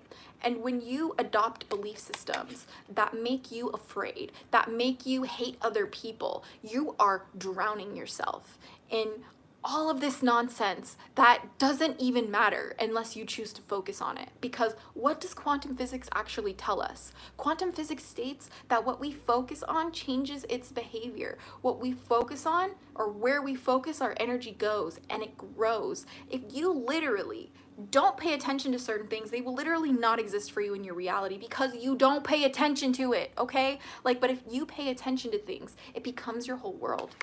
Right? We have dive. You don't find pearls on the seashore, right? Y'all gotta go deep in your hearts. You gotta do deep in your hearts. You know? Are you Muslim? Yes, I am. It says you have to go into the depths of the water. You have to go into the depths of your psyche. You have to go into the depths of the collective human suffering sometimes in order to really find where you belong, in order to really find what resonates with you, right? How do you cope with your pain? We all have pain. How do you cope with it? Do you cope with it by pointing the fingers at other people, by hating on other people, by bringing other people down to make you feel glorified? Or do you humble yourself, look in the mirror saying, how am I the problem? How am I in the wrong? How can I do better? And every single time, when you choose to look in that mirror and improve yourself, you are uplifting the whole world with you, because everything is interconnected. I don't belong anywhere. Well, my darling, I hope you know that you belong here, Noelle, and you are always welcome here, okay? And if you guys would love to continue the conversation and get to know us, if you're looking for community, please consider joining the Hatchling Clan Discord server. It's a free resource I created for you to enjoy, exploring religion and faith and spiritual practices all throughout the world with a focus in dragons, because we absolutely love dragons, okay? So just so you know, I love dragons. Crystal, we would love to have you in the Hatchling Clan Discord server. We would love to, you know? But it's just the way it is, right? You know, like, it's like, for people who are just being weird about the cards, right, in the comment section, like, this is a tool, right? Like, this is a tool that I use to navigate my world, that I use to interpret my reality, right? They're just cards in my practice. The magic is my wisdom. The magic is my intuition. The magic is my heart and my soul that God, Allah subhanahu wa ta'ala, gave me, the eyes that he gave me to interpret my reality. That is the magic, okay? These are just cards, okay? But when I read them and I listen to my heart, that is how I get the messages I do, you know? And you're only gonna find the pearls, the true gems in your life when you go through the hard things in this world, when you go through the hard nights where you have to ask yourself, how am I failing myself? How am I fucking it up? Where am I letting myself down? How am I hurting others? Because that is always what matters the most. That's it. That's it. You are such a beautiful and inspiring woman, and God loves you so much. And I just wanted to thank you so much for including me in this community. Of course, my love. Of course, my love, Noelle, you are so welcome here. And I hope you know that, like, I will always defend your right to be who you are, no matter who's in this comment section, okay? Ignore the comment section. They're just people who are looking to have some sort of say on this channel, right? But you also have to understand that people get to choose what they want to believe in, right? Like, people get to choose what they want to believe in, and you guys can choose to believe in Jesus. You guys can choose to believe Jesus is God. I don't subscribe to that. Jesus is not God in my practice, which is valid. You know, the reason why it's valid is because I'm not trying to force it down your throat. You know what I mean? Is Azura still your favorite? Absolutely it is. Good question. How can we join the Discord? Froggy Chair, that's a great question. On YouTube, it is the first link in the description of this video. And if you're watching me over on TikTok, go ahead and click my link tree. The link is in my bio, and it will be under the Dragon Discord communities, okay? Amen. We are gifted, and they are rats. Don't ever let them get to you. Of course not. Of course I could never, my dear. Like, this is why, like, as much as I love Islam, as much as I love God, and as much as I love, you know, the Quran, like, I still love dragons, and I still love magic, and that is okay, and that is valid. You know what I mean? Like, I'm not hurting anyone, and Allah knows what's in my heart. God knows what's in my heart, and that's all that matters. You guys have no power here. Like, only God can judge me. You guys realize that, right? So, like, I don't really give a shit. You know what I mean? All I care about is making sure people who feel like they are sinners just for being themselves to understand that that is not true.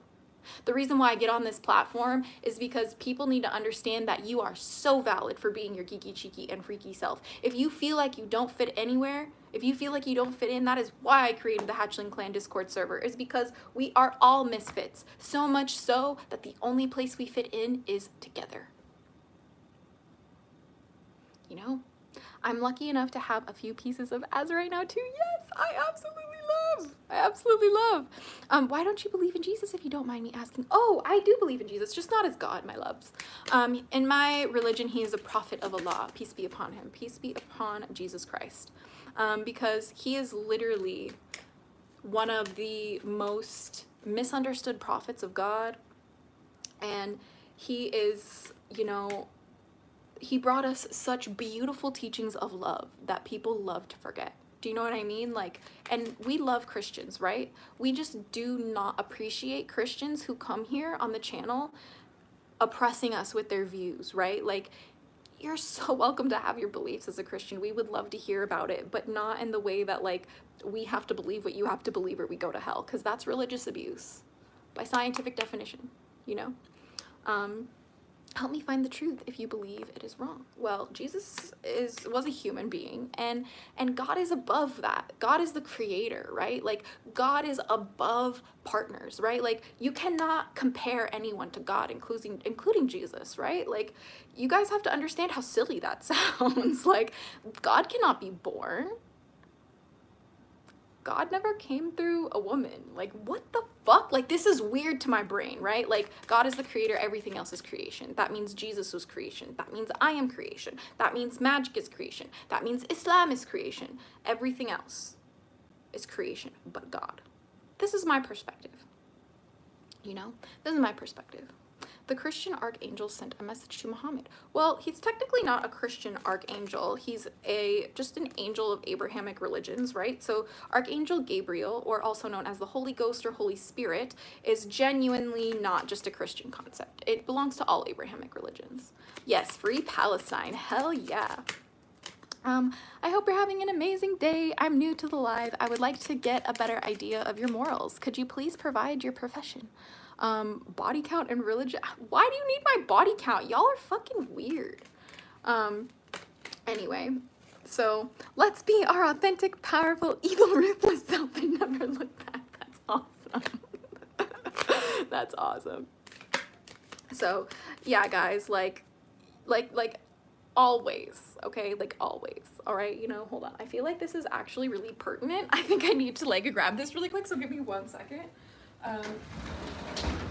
Just so everybody can really get the message today, because I feel like y'all are forgetting.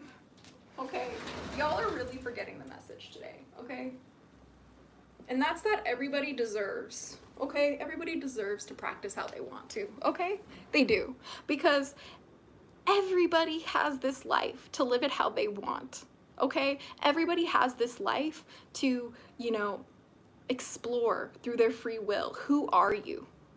Who are you when you have free will? Who are you when you get to make your own decisions? Do you hurt people when you have free will? Do you hurt people when you have free will? Or do you uplift people, right? Do you tell people who they can and cannot be? Do you? Doesn't matter how you identify. If you're telling people who they can and cannot be, you've lost the plot every single time. I don't care who you identify as. And ultimately, what I've learned studying witchcraft and studying magic and the secrets they really don't teach you about these practices, about the origin of witchcraft, the origin of magic, is that it was the origin of science. These ancient witches were the first people who were learning how to make medicines. They were learning how to navigate their world. They were learning how to interpret different signs very subtly in order to keep the community safe, to keep the community, you know, well fed, to keep the community together. That is what matters. You know, that is what matters. Energy is everything. Absolutely. 110%. What's up with these YouTube comments? People just can't handle me being myself, Froggy Chair. We will never know. We will never know. But it is, I like turtles, same small. Turtles are the absolute best, you know? I think turtles could potentially be a type of dragon. Have you heard of dragon turtles? We love the dragon turtles. I would never bully anyone for their beliefs. I may not support it, but I would never bring them down because of it ever. Exactly, Noelle. You know how easy that is? You know how easy it is to just let people do their own thing. Like, I'll never understand the people who are like, but honestly, all I do is I pray for them. You know, all I do is I ask my Lord, please uplift their hearts, you know? But ultimately, God guides who he wills. OMG, we love the dragon turtles. Yeah, dragon turtles are the best. We love them, you know? But I just think people, you know, need to understand that all of it is totally acceptable. You don't have to believe in anything. You don't have to pray. You don't have to cast spells. You can literally think I'm wackadoodle donkey bananas, okay? That's totally your prerogative. It is, and that's awesome. Like, more power to you. Dragon turtles! Exactly. You know? Like, and I'm never going to hurt you because I think I have the truth and you're a sinner. What? Like that? Do you understand how absolutely unhinged that is? That, like, you think you can hurt people because your religion tells you that you're right and they're wrong. That is weird. Weird. What are your pronouns? DragonFaether. Thank you. Holy shit, I used to watch your videos on YouTube when I was a teenager. You inspired me so much. Oh my gosh, Marlo. Thank you so much for joining your daily dose of DragonFaether. Today we are just hanging out. We were talking a little bit about the mysteries of magic that nobody tells you about. But we kind of like finished that and we're just kind of hanging out before we go, you know? But that's that. My pronouns are pretty much awesome, so what? I really don't care what people call me. It's up to you guys. Have you heard of the hexagram ritual? Yes, I have. Yes, I have. Especially ATLA lion turtles. Avatar: The Last Airbender. Yeah, I love Avatar: The Last Airbender, dude. That show was so ahead of its time. I'm at a level 33 Freemason. Shit is real. Yes, I was taught much of what I know through Freemasons, actually. My grandma was born into Freemasonry before she converted to Mormonism. My favorite show when growing up? Yes, absolutely. Any tips for healing from a friend breakup? Yes. Let's ask the mermaids. Where is the deck? Okay. Let's see. For Castles and Coffee asks, any tips for healing from a friend breakup? Let's find out. These are really good questions. Let's see. They're really, really jumpy, actually. Super excited to answer your question. Okay. First, we have recharge. There's nothing like a walk on the beach to soothe your soul. So you have to understand what grounds you, my dear.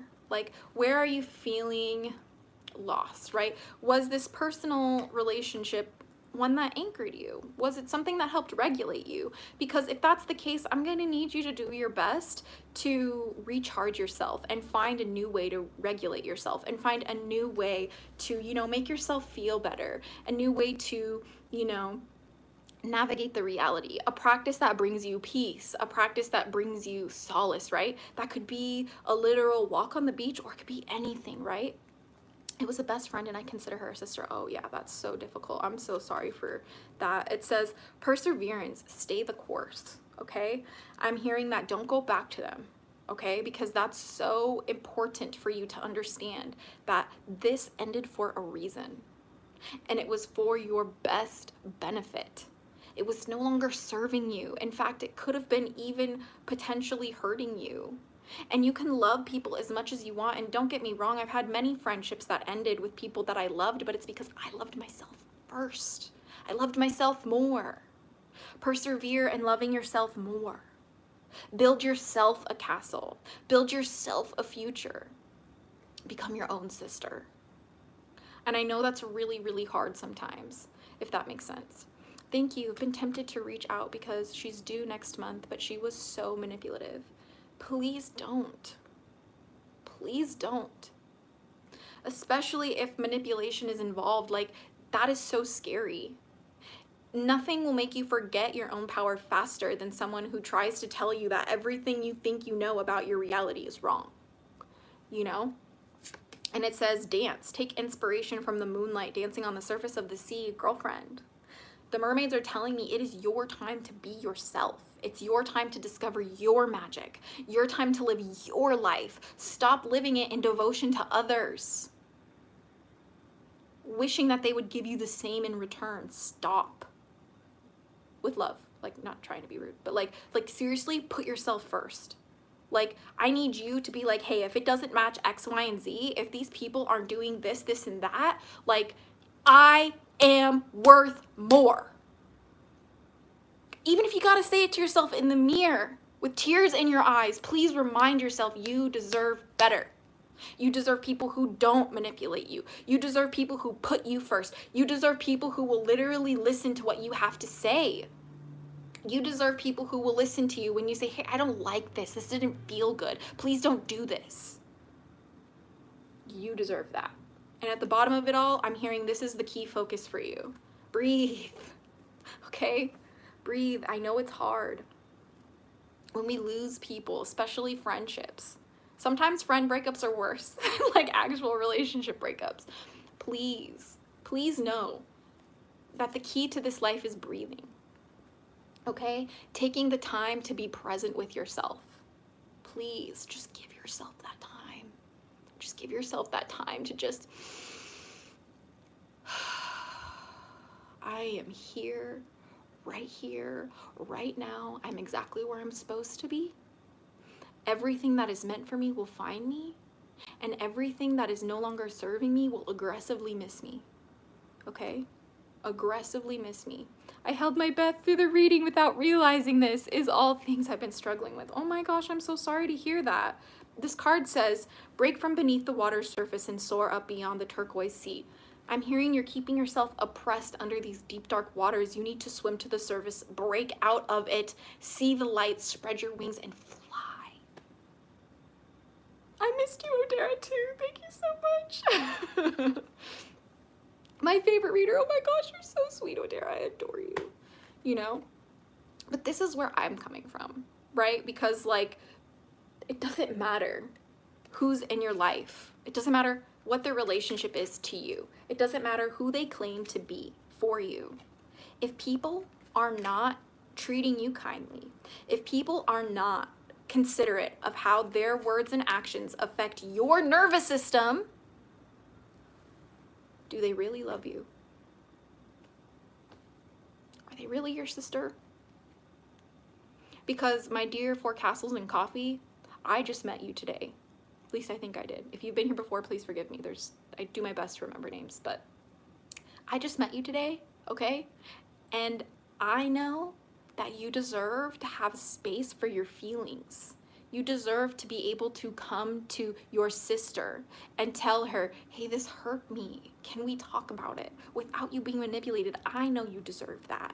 And if I know you deserve that, and someone you consider your sister doesn't know that, well, that's awkward, right? That's awkward. Greetings from Iceland. Oh my gosh, welcome, Bjorn. I love that name so much. Welcome from Iceland to your daily dose of DragonFaether. You are now in a multi-dimension traffic way. That's funny. I've recently broken up with my boyfriend because he made me uncomfortable and manipulated me, and now he's making me even more uncomfortable than before. Any tips? Oof. Thank you so much, Mama Dragon. Oh, I'm so happy. I'm so happy it worked out for you. Thank you for letting me read for you. Honestly, like, it really means the world to me. Are you Muslim? Yes, I am. Thank you for asking.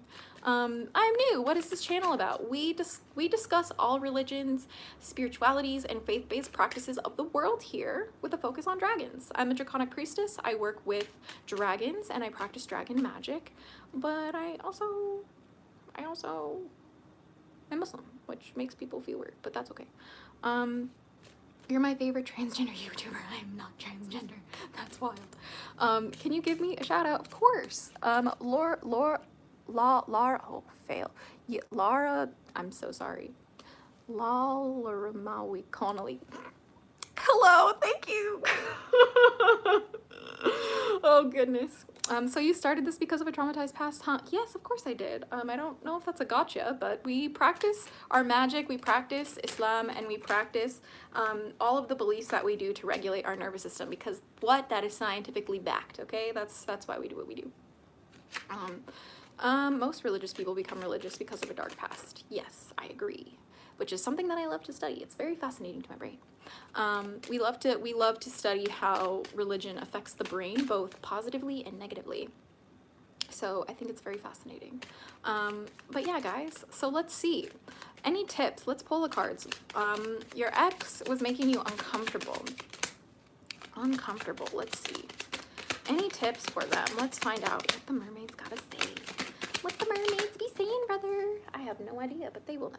They always do. Okay, so first we're gonna have journey. Half of the treasure is the journey on the path to finding it. Remember that your journey, you had your journey before this person was in your life. You were a whole person before this relationship, and you will be a whole person after it. And the best thing to do is to disengage. It's giving no contact, okay? Block them. Take them out of your space in every way you can, okay? I need you to understand that it is so, so, so important for you to protect your peace right now. Please protect your peace. Please protect your, your practices, protect your faith, protect your health, and don't engage. You broke up with this person for a reason, right? You know what I mean? You broke up with this person for a reason. I'm hearing anchor. Keep yourself grounded. Yeah, I know it can be really scary when you go through a breakup and they like maybe even stalk you. I had this experience with one of my exes. Like they literally would leave gifts on my doorstep kind of thing. It was so fucking scary, okay? And the best thing I did for myself throughout that time was remind myself, one, why I walked away, two, what I needed and what was important for me, and three, to never re-engage because I left them in the past for a reason. Have you seen a dragon? Yes, I have. And it says, flow. Let your worries drift away. You might be anxious about this person, but in this relationship, did they control you through fear? Is that something that happened? Because when we go through breakups, we take their power away from having it over us, right? Like when I left my abusive ex, or exes, I should say, because there were many of them. When I left them, they couldn't handle it. Why? Because I took their power over me away from them. So when you do this, understand how, that can be a dangerous thing, right? Depending on who you're dealing with.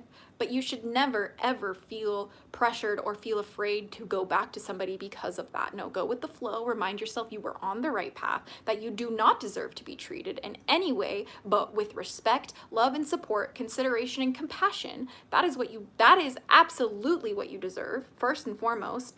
And you gotta let your worries drift away. You can't live your life in fear, sweetheart. We can never live our lives in fear. Never. Because the second we do that, we stop living altogether. And prudence. Don't be lured by the siren song. Yeah, if they are literally coming back to you, yes, I do have an IG account. It's literally just my name, Azura DragonFaether on Instagram. It's linked in the description of this YouTube video too. But it says, look, prudence, don't be lured by the siren song. If this man is coming back to you saying nice things, saying that I'll change this, that, and the other, don't be lured by that. That is some bullshit. That is some bullshit. Okay? Because people don't just change overnight because they're losing somebody. No. Every single time, they gotta go through that journey first. Really gotta understand where they are, really got to, what is the word? It's on the tip of my tongue. They really have to dissect that for themselves. You know what I mean? That can't just be done because now there's a consequence, right? Like, remind yourself why you are on the path that you're on. And I'm hearing the ultimate thing to focus on is communication. Things left unsaid will never reach the shore. Do not tell people things, if it's going to put you in danger, right? Like, don't go out of your way to do that. But sometimes it's best to write them a letter and burn that shit. Okay? Write everything that you left unsaid, burn that shit, and move on. Okay? That ritual healed me. Healed me. But anyway, thank you so much for your question. I really appreciate it. Do you do readings on someone else's energy, like a love reading? I personally do not do readings for people. I don't have consent to tap into their energy. The only, if you ask me to do a reading on somebody else, I feel like that's an ethical issue, so I won't be doing that. But if you were to ask for a love reading with you and your connection to said person, that is a-okay. That is a-okay. You're a real one for that. Oh, thank you. I appreciate it. I literally can't stand people who pretend that they know everything about everyone and just do whatever they can with their cards. That is fucking weird. Can you say my name? Hi, Janelle. Welcome to your daily dose of DragonFaether. Consent? Yeah, like I'm not just gonna do a reading on your llaga father because you asked me to. Like, that's weird. Sharuk, hi from Egypt. Hello from LA. Welcome to your daily dose of DragonFaether. Dun, dun, dun, dun. Dun, dun, dun, dun. Dun, dun, dun, dun. We are going to get out of here pretty soon because it is getting kind of late. But I like to study all religions. I'm fascinated with all beliefs. Oh, yeah, 100%. I understand. Can you tell me what I need to know about connection with Cam? Of course, Odira. I'm more than happy to. Let me just... These cards got a little shuffled. Hold on. A little too shuffled there. Okay, there we go. All right, let's see. What's going on with Odira and Cam, the mermaids? Please let us know. Let us know. Let us know. We have Jesus. He's beautiful. You should try practicing what he teaches sometimes. Okay. They're saying one more. There we go. There we go. All right, here we are. Super Mario. Okay. Where'd the card go? There it is. All right, we have a couple cards for you. First, we have Dance. Take inspiration from the moonlight dancing on the surface of the sea. And we have a little moon here. Yes, I will read you next. Fickle Pearl. I found the Discord. Yay, Crystal. I can't wait to hang out with you when we're done. Okay, so it says, take inspiration from the moonlight dancing on the surface of the sea. What I'm hearing for you, my darling Odira, is that ultimately, in this connection with Cam, do you feel like you're able to be your magical, mystical, mysterious self? Do you feel like you're able to lean into your intuition? You're able to lean into your rest? Do you feel like you're able to really bloom? Like, do you feel like a flower that's blooming when you're with Cam? Or do you feel like a hermit crab hiding in its shell? These are very important things to ask, actually. Very important things. It actually means sunrise in Arabic. Oh my God, I love Arabic so much. I'm taking a class to learn Arabic, so it's honestly my favorite language. I'm not gonna lie to you. Finally somebody pronounced it right. Yay, I'm so happy. That's awesome. Wow, that's a good question. Well, it's because, like, do you, right? Like, do you feel like your heart space opens? Do you feel like your energy expands? Or do you feel like it's suffocating? Do you feel like when you're with Cam that your energy is suffocated? Do you feel like you're constricting? Do you feel tense? Or do you feel like a little giddy? Do you feel like, you know, not loose in like a sexual way, but like loose as like in an energetic way? Do you feel like you can, like, you know, not be hyper aware of yourself and how you look? Do you feel like you can be human, right? Next, I'm hearing communicate. Things left unsaid will never reach the shore. How is your communication with Cam? Is it like, are you able to be honest? Are you able to be like, hey, I don't like this, and they're able to receive you? Do they get combative with things like that? Do they, what's the word? Do they avoid responsibility? Are they bad at communicating how they feel? When you try to communicate things that are a struggle with you, is that when they bring up problems? And that is the only time they bring up problems? Because the only time someone brings up problems is when you're trying to have relationship, like you're trying to bring a concern to them. That means that they don't care how you feel and they're just interested in shutting down the conversation for accountability. Important things to understand. Strength, stay afloat and feel steady and calm. I need you to understand that, like, your identity can never be tied to a man, especially Cam. And the reason why is because our relationships don't define us, in the sense of, like, we aren't like yes, like I have a husband, right? But like my husband doesn't define me. Does that make sense? Like, I define me, right? Like, and how I define me determines how I show up in my relationships, like as a wife or as a sister or as a daughter, as a cousin, right? Like, just for example, right? Like, if you do not feel like you can be strong within yourself, if you feel like you need this person to validate you, if you feel like this person makes you question your strength, question your resolve, question your belief system, I need you to be like, I don't like that. Okay? Like, Cam needs to hold the space for you to bloom. Cam needs to be the fertile soil, the water and the sunshine that enables your petals to blossom. Mic drop. Okay. And next is safety. Don't be too proud to go back to shore. Do you feel safe with Cam? If there's any sort of no, Start over. Find somebody new. It's not worth it every time. Every time.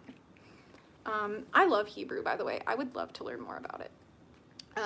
But I'm gonna need you to understand that sometimes sharks are in the water and they like to disguise themselves as dolphins. They like to make their toothy grin look cute and bottlenose, and it's not the case, okay? If people are too, what's the word? Good to be true, that is when we need to turn our attention into ourselves and start obsessing over ourselves. And especially as a woman, my darling, I need you to understand that you are the magnetic magic miracle. You are the source. I'm the source.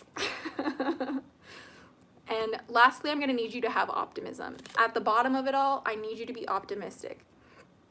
Okay, if you do think you were deceived, or you do think that maybe it's not what you're supposed to have in your experience, if you do feel, what's the word? I don't know why I'm hearing the word gypped. That's such a specific word. But if you feel like you're being gypped from something, like, I need you to be optimistic about it, that like the best is yet to come every time. Okay, like, and the way you believe about your reality is going to determine how it works out for you. And you do not need a man to have a magical life. Okay, take it from a girl who's married, bestie. Like, I don't need this man. Like, I want this man, and that is the difference, right? I want my husband because he treats me with absolute respect and dignity. I want my husband because he provides for me. I want my husband because he holds space for my emotions. I want my husband because he defends my honor. Do you understand? I want my husband because he listens to me when I struggle. I want my husband because he will literally fight anybody who crosses me. And if your man, husband or not, is not treating you like that as a goddess that you are, is it worth your little time here on this planet to entertain that? You know? So that's what I'm getting for you. Thank you so much for letting me read for you. Abracadabra. That's such a good word, honestly. I'm feeling like that is a really good one to end on. But I know we had one more question. I think it was Fickle Pearl who asked about family or in-laws, if I remember. Excuse me. And then jam. Well, oh, or not. I guess it wasn't a jam. Let's see. Can I have a card about difficult in-laws? Of course. Of course, of course. Are you single? No, I'm not. I am married. Let's see. Fickle Pearl, let's go. Advice for in-laws from the mermaids. From the mermaids. Dun, dun, dun, dun. Okay, here we go. All right. All right, all right. Okay, first of all, listen. The secrets of the sea become apparent when we listen to the sound within the shells. All right, with your difficult in-laws, do they trigger you?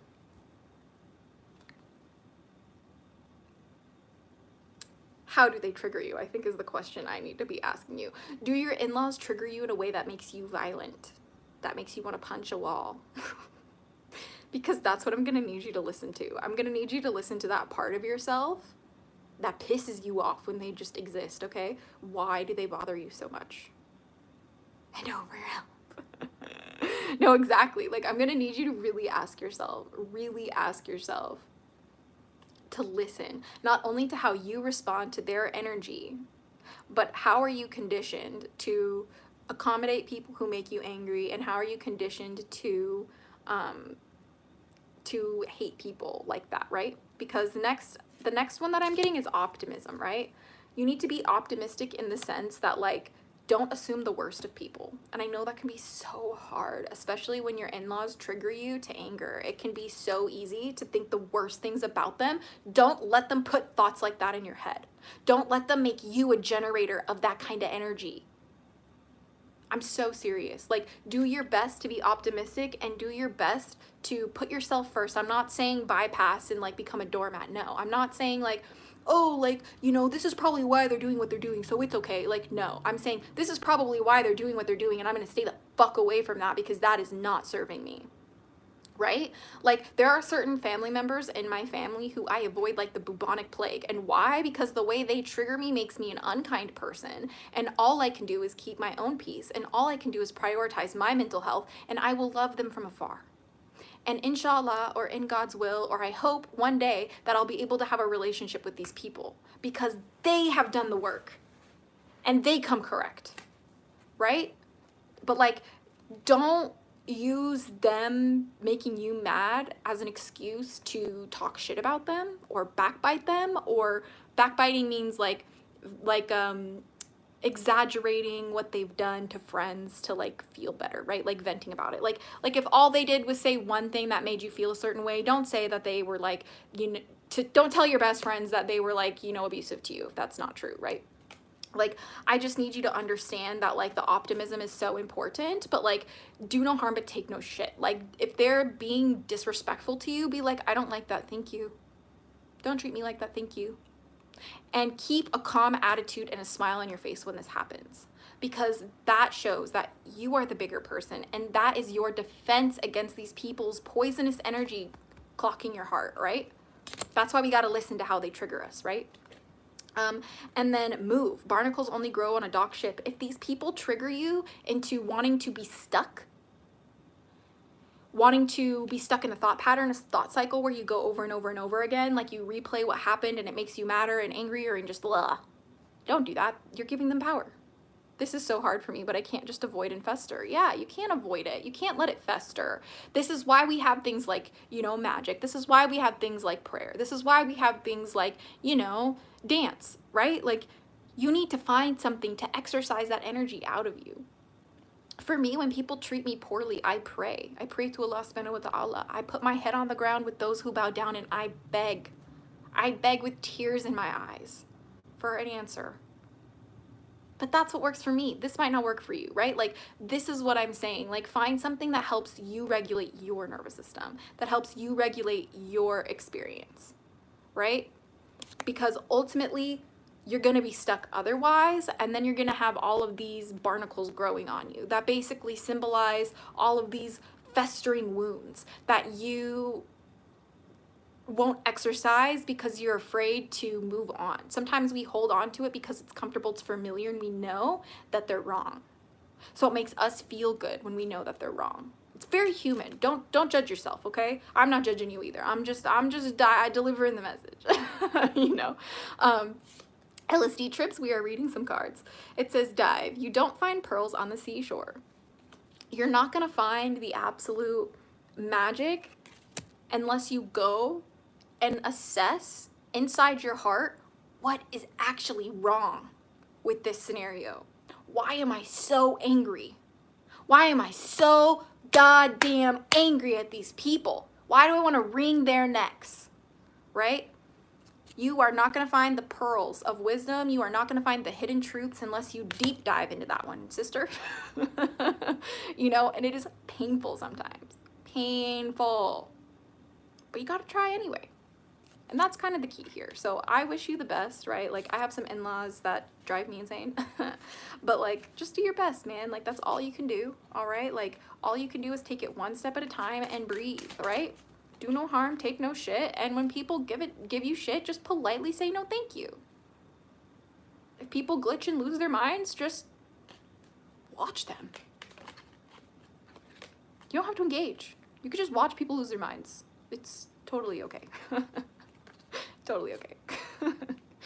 So I hope that helps, my darling. Thank you so much for letting me read for you. Let's see. We had one other question. Jam. What do my guides want to tell me? I'm going through a tough time. Yeah, let's find out, Jam.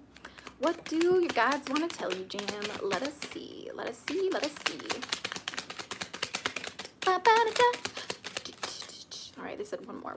There we go. That makes sense. Oh, there we go. Okay, perfect. Perfect. Ooh, they got a lot to say, my darling. A lot to say today. A lot to say. Oh my goodness, you got so many cards. Well, you guys have a lot to say. I think that's kind of the message of the day. So we have wild, believe in your otherworldly beauty, dance with the waves and drink in the sunshine. And we have a crown here on a pillow made out of shells and like magical things that are found in the water. Please, my darling Jam. Okay, I'll pull a card for you, LSD. It says, Believe in your otherworldly beauty, dance with the waves and drink in the sunshine. I need you to enable yourself to stop being so afraid to come out of your shell and dance and explore your reality. There's a sense of like a fear of being wild, and that is ultimately holding you back from all the gifts that life has to offer you. Stillness and calm waters, everything becomes clear. In order to balance our wildness, we have to be able to take time to be still. We have to be able to take time to be, what is this word that I'm looking for? To be whole, right? We're not authentic. There's the word. Like you cannot like, you can't see what's going on. You can't see what's holding you back from being wild. You can't see what's actually oppressing you unless you take the time to look at it in the calm, still water, right? LSD trip, what's all this dragon talk? I'm confused. I'm a Draconic Priestess, so I mostly focus on dragon magic here on the channel. So that's why we have a bunch of dragon talk. Anyway, we also have explore. Maps show that, maps show what has already been discovered. Go another way. Your guides want you to know that it's not about trying the same things that you've already tried. It's about a new journey. It's about discovering a new way of being. It's about discovering a new reality for yourself, and you're not going to get there unless you allow yourself to step out of this, right? Unless you allow yourself to step out of this past pattern, right? You have to be able to push yourself out of that. Does that make sense? Does that make sense? Oh my goodness, Ash, thank you so much for the super chat. Do you see myself growing more independent and not leaning so much on my financially and emotionally? Yes, we will get to you after LSD. Thank you so much for your question, Ash. I'm very excited to pull cards for you. We also have change. Know when to move to a new shell, especially if yours no longer fits. Your guardians are really telling me it's time for you to move on. Fiance. Oh, okay. No, I got you. Move on. Like, it's time to try something new, okay? It's time to change. It's time to find a new reality to explore. It's time to move on from this chapter, and you can't move on from this chapter to the next chapter if you keep rereading the last one, okay? That's ridiculous. Ambition. Set your sights beyond the horizon. I need you to be able to dream the biggest things for yourself. Do your belief system say, no, I could never have that? Do your belief system say, oh, no, maybe not for me, though? Stop that. You deserve to have the ambition of the gods in this life, right? Like, if an orange Cheeto can want to be a dictator, like, you can have magic in your life, bestie. Like, you can experience joy, all right? Yeah, I feel like I'm really at a crossroads in life right now. Yes, like, but take the choice that seems less familiar. Take the chance that seems a little more scary, right? Voyage, set sail on a new course. If you're in this crossroads, pick the path that is the least familiar, even if it scares the hell out of you. That's what I'm hearing from your guardians and your guides. Thank you so much for letting me read for you, my friend. I really appreciate it. Next we have LSD, which is funny. That's funny. It's a funny name.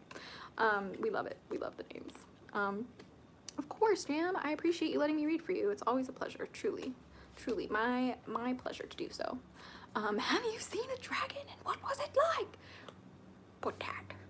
This is what it was like. I am Potat. Okay. We do our dragon streams on Thursday, so tune in tomorrow. We'll talk about dragons. But next we have LSD. Did you drop your question already? Yeah, I'm subbing. You actually interact with chat. Oh my gosh, do people not do that, LSD? That's so weird. Do you have a question, my brother, sister, friend? Let me know. Been through quite a lot of trips. Yeah, same. Although I don't trip anymore. Time? It is 8:52 p.m. here. Does that make sense? Oh, thanks, Jam. That's really sweet. Thank you so much for the super chat. You're absolutely sweet. Gabs, I will do you next. We have LSD, and then there was one other person in the chat on YouTube, and then I will pull for you next, my friend. Let's see, who was next? Yeah, I think it was Ecom. Was it Ecom who asked? Oh no, it was Ash who asked. But Ecom, we can do you as well.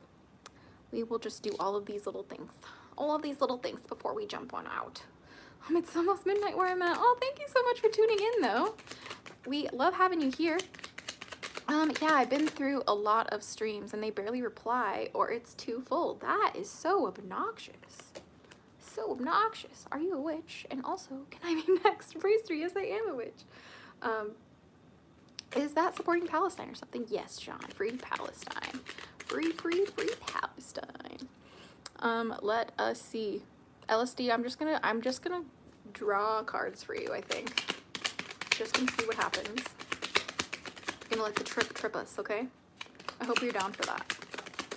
We're just gonna let the reading be a trip, if you will. All right. Whoa, that was crazy. That was crazy. Can't you speak Indonesian? No, I cannot speak Indonesian. That would be amazing, though. I am learning how to speak Arabic, though. Inshallah, I can learn quickly. Okay, so what I'm hearing for Mr. LSD, our friends, is breathe. Break from beneath the water's surface and soar up beyond the turquoise sea. I'm hearing that you need to literally stop keeping yourself stuck under this oppressive dark water, whatever that might be. Like, does that mean like you have a belief system that like you can't grow? Do you have like this attachment to your sorrow? Do you have this like insatiable desire for something outside of you? Like, because God really loves you. Thank you. I love God too. Because like genuinely, I'm gonna need you to breathe, brother. Like, sometimes we go on so many trips because we're just unable to breathe. One thing that I learned more than anything from my trips, if you will, was the importance of breath, the importance of stillness, the importance of presence. I need you to stop trying to create a rainbow, exciting wonderland around you and start learning how to be simply here. You don't need entertainment. You don't need a trip. You don't need an experience. You are the experience, okay? Don't forget. And flow. Let your worries drift away. Do you do things in your life to cope with your feelings? Do you do things in your life to fill your cup? Do the choices you make, are they endeavors to stabilize yourself because you feel there is it's impossible to stabilize yourself from within? That gave me shivers. Hell yeah. You know? Like, do you resist the ebb and flow of your life? Do you try to control the way that things show up for you? Do you try to control people? Do you try to control ideals? Do you try to control perspectives? You don't need to do that. Yeah, I turn to other stuff for better feeling and it's like a barrier for me, stopping me. Yeah, no, I've been there, right? Like, I've been there to where I literally hated myself so much. Not saying that you hate yourself, just an example. Like, I hated myself so much, I had to literally be so high all the time because I could not cope with reality. And I would rather have been high and kind of happy than sober and wanting to kill myself. That was my journey, okay? It sucked, all right? But you have to understand that, like, the moment that I surrendered to the fear of the unknown, the moment I surrendered to the fact that maybe the person I was with wasn't good for me, the second that I surrendered with maybe my choices are hurting me, the second I surrendered to maybe this isn't right for me, that is when the miracles happened. Communicate. Things left unsaid will never reach the shore. Do you shove your feelings down with entertainment? Do you shove your feelings down with tabs? I've done the same thing, brother. Welcome to the chat. Do you shove your feelings down with rainbows? I don't know why I have to say that, but I do. Okay, I just have to. Wow, you just made me realize a lot in so little. No goddamn way, the triple read, and it's spot on. Oh my gosh, I'm so happy that it resonates, brother.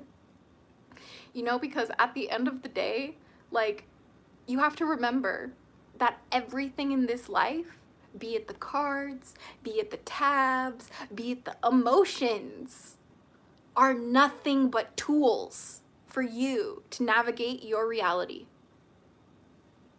Nothing but tools for you to navigate your reality. Okay? You don't need them. You don't need your tools the way you need oxygen. You don't need your tools the way you need human connection. You don't need your tools the way you need love.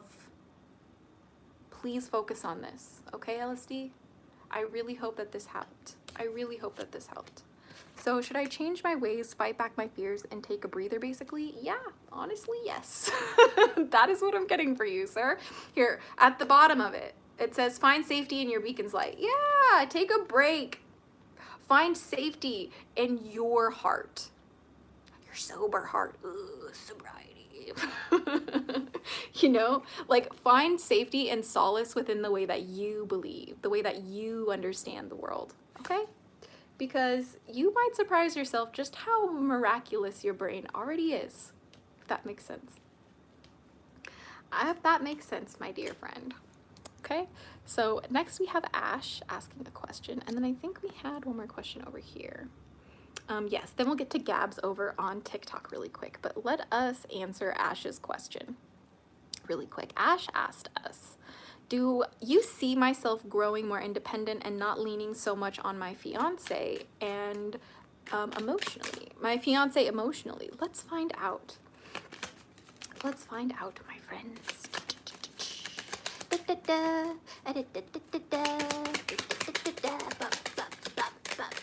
Oh, people are mad at me on TikTok. I just got restricted. That's so lame. People can't handle it. What do people actually mean by God? I mean, Peter, in my particular experience, when I refer to God, I refer to God as the creator of all, and everything else being the creation. Really simple, straightforward. I can't speak for everybody else though, so there's that. But anyway, we have for Ash, the ocean. Be beautiful, mysterious, wild, and free. I'm hearing that the best way to not lean and depend on your fiance so much, you don't need them to regulate you, right? Like, I need you to understand that your expression regulates you, okay? This is my favorite thing to say. If you do not express yourself, you are gonna depress yourself, okay? The opposite of depression isn't happiness, okay? The opposite of depression is expression. Start talking, right? Like start showing up as who you wanna be. Start showing up in a way that makes you feel happy, right? Like start showing up in a way that makes you feel, what's the word? Alive, right? And the more that you know, take little tiny steps towards expressing yourself, little tiny steps towards showing up how you want to in this life, pretty soon your fiancés might be a little might be being like, oh snap, what's going on? Where's this transformation coming from? Do you know what I mean? Perseverance, stay the course. When you are expressing your beautiful, mysterious self, I'm gonna need you to keep doing it, keep showing up, even if you feel a little uncomfortable sometimes. You gotta speak up, right? You gotta vocalize your truth. You gotta vocalize what matters the most to you, right? And next we have journey. Half the treasure is the journey on the path to finding it, right? Like the literal point of this, right, isn't being like not dependent on your fiance, right? That's great and all to have that goal. The goal, the actual gold of this is the journey to get there, because the journey to get there will literally teach you more than the destination ever could.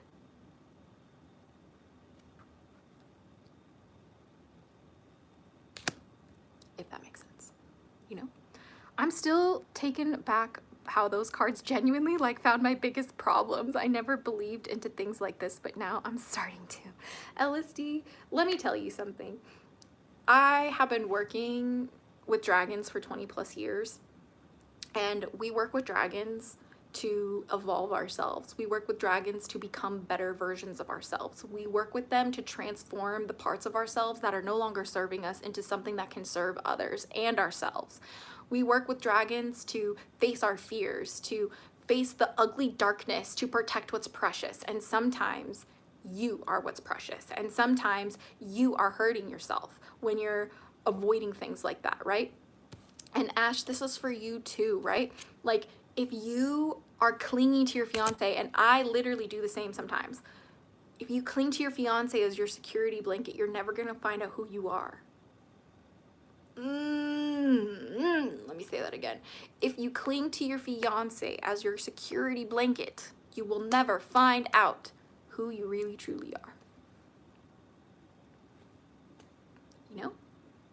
LSD, please. The link is in the description to the Hatchling Clan Discord server. We would genuinely just love to have you, please. Like, your vibe is great. Like, we would love to have a chat with you, okay? And don't worry. Don't worry. Whatever you believe in, you're welcome. You're always welcome with the Hatchlings, all right? We'd love to hear a little bit about you. You know what I mean? And so, Ash, I'm hearing at the bottom of it all, it's chance. Allow the sea to wash its chest of wonders ashore. You never know what the tide may bring in. And you're never ever gonna find the treasure this life has to offer you unless you take a leap of faith and you start being yourself. Right? You think you know it all, but you actually don't know anything at all. Exactly. We don't know shit. All right? We don't. We don't. We don't.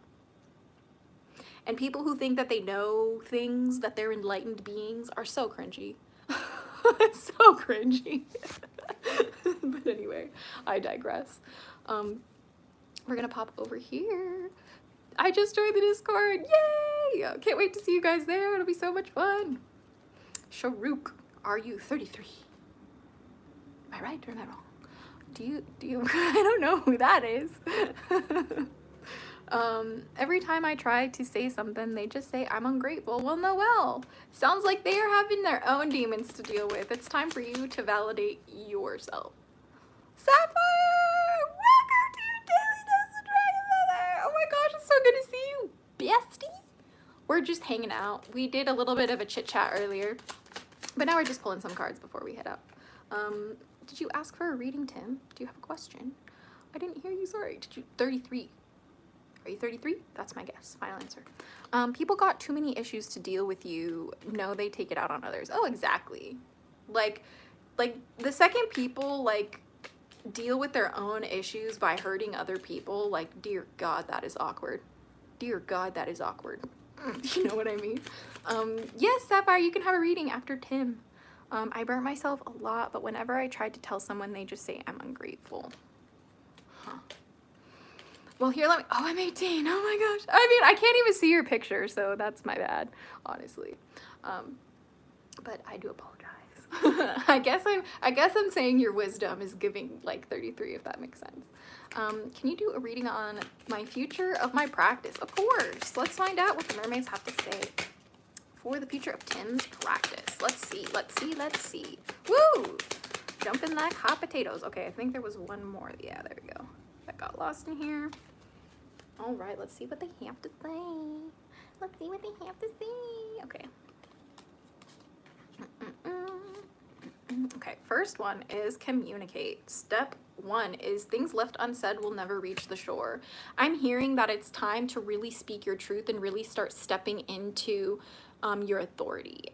And it doesn't necessarily mean anything other than like it's time to embrace your confidence. That is the ultimate next task within your practice, is developing that confidence within you and your practice, where you don't need to ask other people for reassurance, where you don't need to go out and have other people communicate things for you. It's good to have, you know, like readings here and there. It's good to have discussions. That's not what I'm talking about. What I'm talking about is like, you need to be able to understand you validate yourself, right? Like, you are the sovereign authority in your practice, always. And next is rescue. Help others in need or ask for assistance when you need it. This is a huge thing. You can't do this on your own. The future part of your practice is surrounded with community. I'm hearing that community is the most important part of it, actually. And the fact is that like, it might be easy for you to help others, but the real true struggle might be in asking for help when you need it. You know, because like what makes you a leader isn't not asking for help. What makes you a leader is knowing when to ask for help. What makes you a leader is knowing who to ask for help. What makes you a leader is knowing how to ask for help and why you need it. You are a human being. You are a social species, part of the social species that is humanity. You need others as much as others need you. Don't forget it. Okay, next is wild. Believe in your otherworldly beauty. Dance with the waves and drink in the sunshine. My friend, you are inherently magical.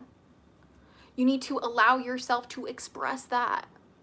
That's why I've been asking now, because I've always been alone and trying to get help that doesn't help me without harming me. No, I totally get that, Tim.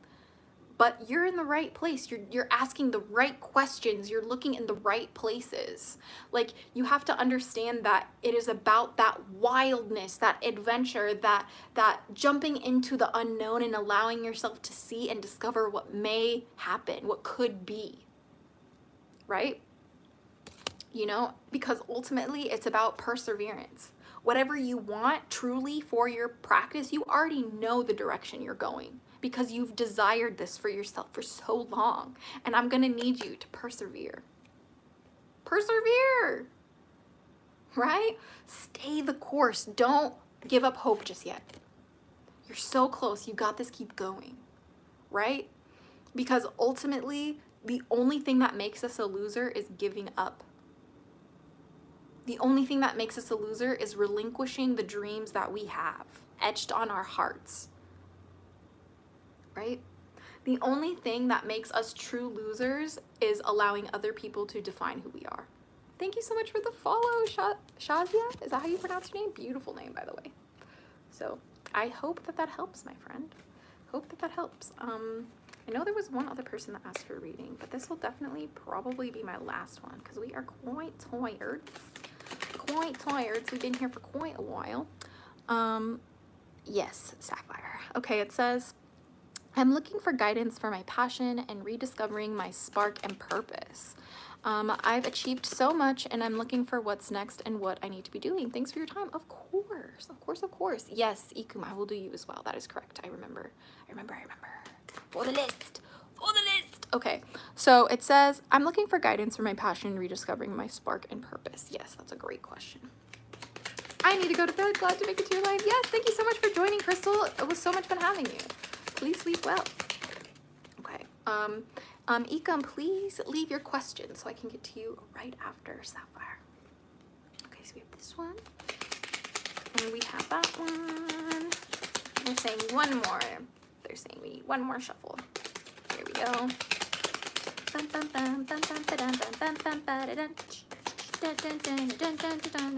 that's how we do it here, you know? This is how we do it, brother, sister, friends. Okay, so for my friend, for passion, rediscovering my spark. Okay, let's see. Rescue, help others in need, or ask for assistance when you need it. Yeah, if you feel like you've lost your spark, it's because you've lost your community. That's really harsh. Ooh, that was heavy. Hold on, give me a second, because I deeply felt that. Okay, it says the best way for you to reignite your spark, really find that purpose, is to find out how you can help other people, how your skill set, how your heart, how your love, how your assistance, your knowledge, your wisdom can be of benefit to others, to help people heal, to help people bring them together, right? And ultimately, it is the backbone of knowing when to ask for help. Because if you don't allow yourself to seek assistance when you need it, you're drowning. Do you understand? Like, you have to be able to know when to reach out a hand when you're drowning. That's ultimately what's going to make you feel happiest. That's ultimately what's going to bring you that purpose. You know? What you doing online, Emma? Oh my god, I get that all the time. Okay, it says, Chance, allow the sea to wash its chest of wonders ashore. You never know what the tide may bring in. I'm hearing you need to take a walk.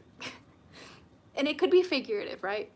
But take a walk in the sense of, like, let yourself think for a while. Let yourself peruse your mind. Let yourself wander a little bit and see what you find. Because ultimately we are living in a world that's full of distractions, right? Like this world is geared and guided towards distracting you from everything.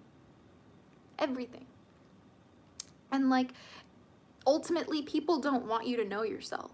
It's not profitable for you to know yourself. Spend time with yourself and really truly go back to your roots. What makes you happy? What makes you full of joy? What makes you wake up in the morning being like, I am so happy and grateful to be alive? That is what matters. That is what matters.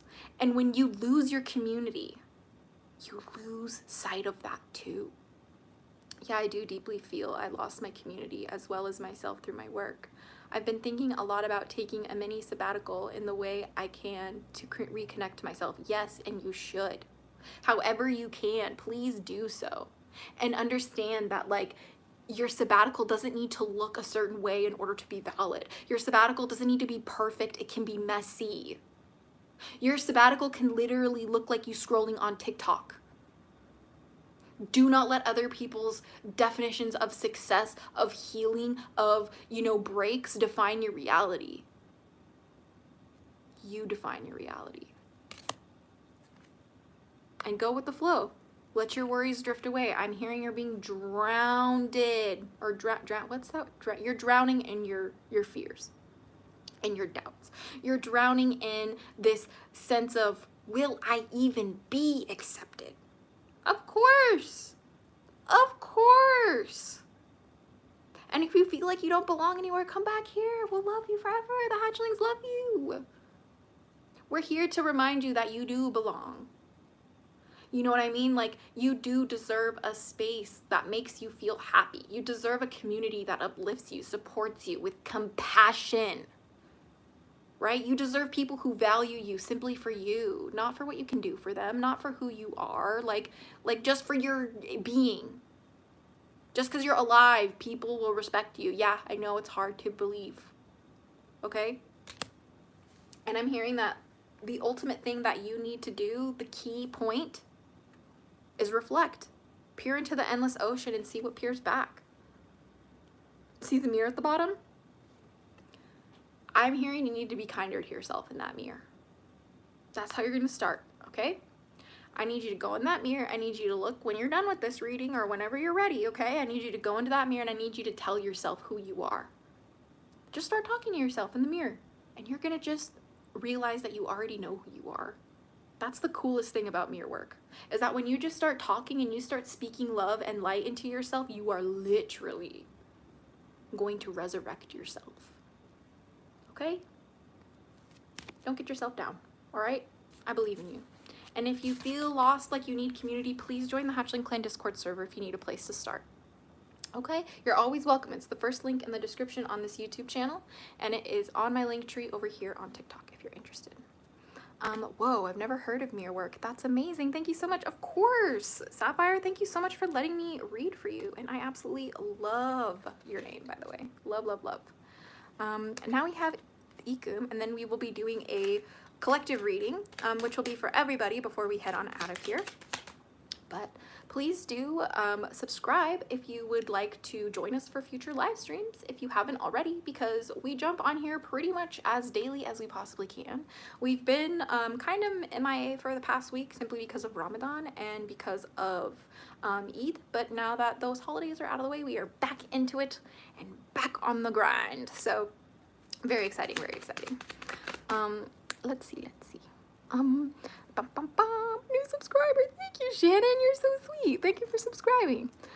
Feels like I'm going nowhere. I feel like I'm stuck in a loophole. Oh, goodness. Let's find out. I believe in dragons. Hell yeah, you made it to the right place. Potat approves. Potat. Okay, Potat is our channel mascot for those of you guys who don't know. He's the best. He's absolutely the best. But anyway, let's see. Why do they feel like they're stuck in a loophole? Mermaids, please let me know. Please let me know. Why do they feel they are stuck in the loophole? How can they get out of this rut? Because I certainly just don't know at all. But I know the mermaids will know. I know they always do. They always do. Okay, here we go. We have for you, my friend, rescue. This is a good one. Help others in need or ask for assistance when you need it. If you feel stuck, you're already on the right path, okay? Why? Because you're here in this live stream asking for help. That is literally the most important thing for you to do. If you feel like you're stuck in a loophole, it's time to choose things that are new and novel. What do I mean by that? Pick to do things, pick to do like experiences, like take actions, even eating things that are different. You gotta change it up a little bit, right? I'm hearing there's a need for variety. The reason why you're stuck in a loophole is because you're living the same day over and over and over again. Aren't you tired? Yikes, okay. Yikes. It says change. Know when to move to a new shell, especially if yours no longer fits. If you are still living the same day over and over and over again, bestie, you need some change.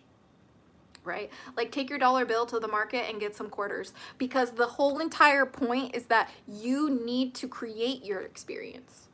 Life doesn't create your experience. No, ma'am, no, sir.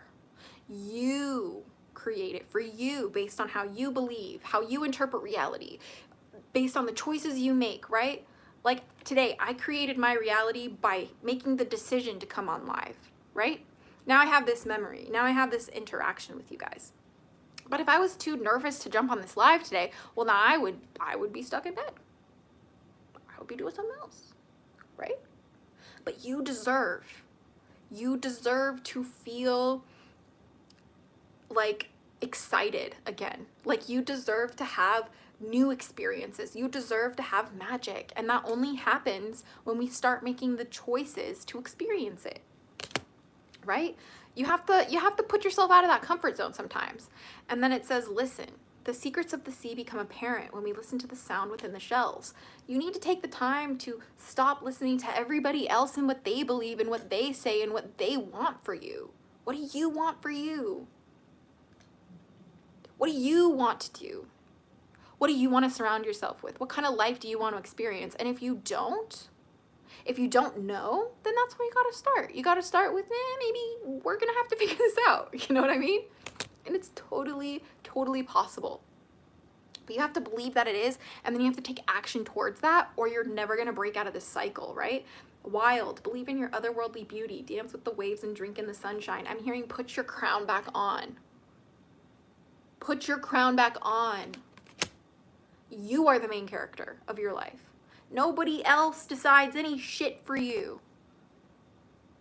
Like, you decide what you want to experience. You decide what's life for you. You decide what's worth believing in. You decide who is worth being around. Like, you set the standards for you. The way you treat yourself sets the standards for how others treat you. And if you are too afraid to go outside, if you are too afraid to believe in something new, if you're too afraid to look and reflect on the pain and the grief and the hatred within your own heart, then you will never, ever see the fruits that are bared from traversing that darkness. You know? I want you to understand how loved you are simply for existing. Like, you don't need anything else other than the knowledge that your heart's beating for you. Your white blood cells are making sure that no foreign bodies can invade your body to keep you healthy. Like you don't realize it, but your lungs every day are taking in breaths that allow you to stay alive. Okay? So I hope that this helps. Thank you so much for letting me read for you. I really enjoyed that, honestly. Like, I love reading for you guys. It's truly one of my favorite things to do, if that makes sense. You know, like, some people, they like sports. Some people, they like horses. I don't know, like, but me, I like reading for you guys. You guys are awesome. You know? So let's just do one more one reading for the collective. My darling mermaids, please let us know what the collective needs to hear before we get out of here. And again, if you are just tuning in and you want to continue the conversation, don't forget to join the Hatchling Clan Discord. First link in the description on YouTube, and it is linked in my link tree under the Dragon Community Discords on TikTok. But here is what is the most important thing for us before we get out of here, okay? First, I'm getting explore. Maps show what's already been discovered. Go another way. Don't follow other people's path for you, okay? I'm gonna need you to forge your own path, right? Your life isn't one of following people's footsteps. Okay, guys? Your guys' path is one of forging your own, cutting out the overgrowth into seeing where it takes you. Thank you for the follow, Deborah. Your guys' path in this life is one of discovery, not one of monotony. Guidance, find safety in your beacon's light. My dear hatchlings, I'm gonna need you to understand that your light, your heart, your soul, your desires, your passions, your loves, that is what guides you. Don't let fear guide you. Please do not let fear guide you, guys. You don't need it. You don't need to be afraid of what other people are gonna do to you if you show up as who you are. Because chances are, if you don't show up as who you are now, you're doing the work for them, who benefits from you being silent, who benefits from you being stuck in your room, who benefits from you being too afraid to show up as you are, because it certainly isn't you.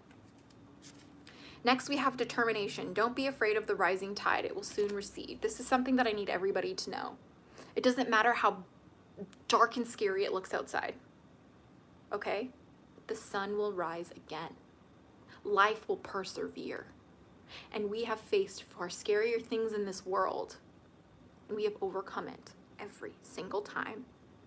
And I'm gonna need you all to understand right here and right now that ultimately this life is one meant for you. You inherently are worthy of whatever you dream of simply because you exist.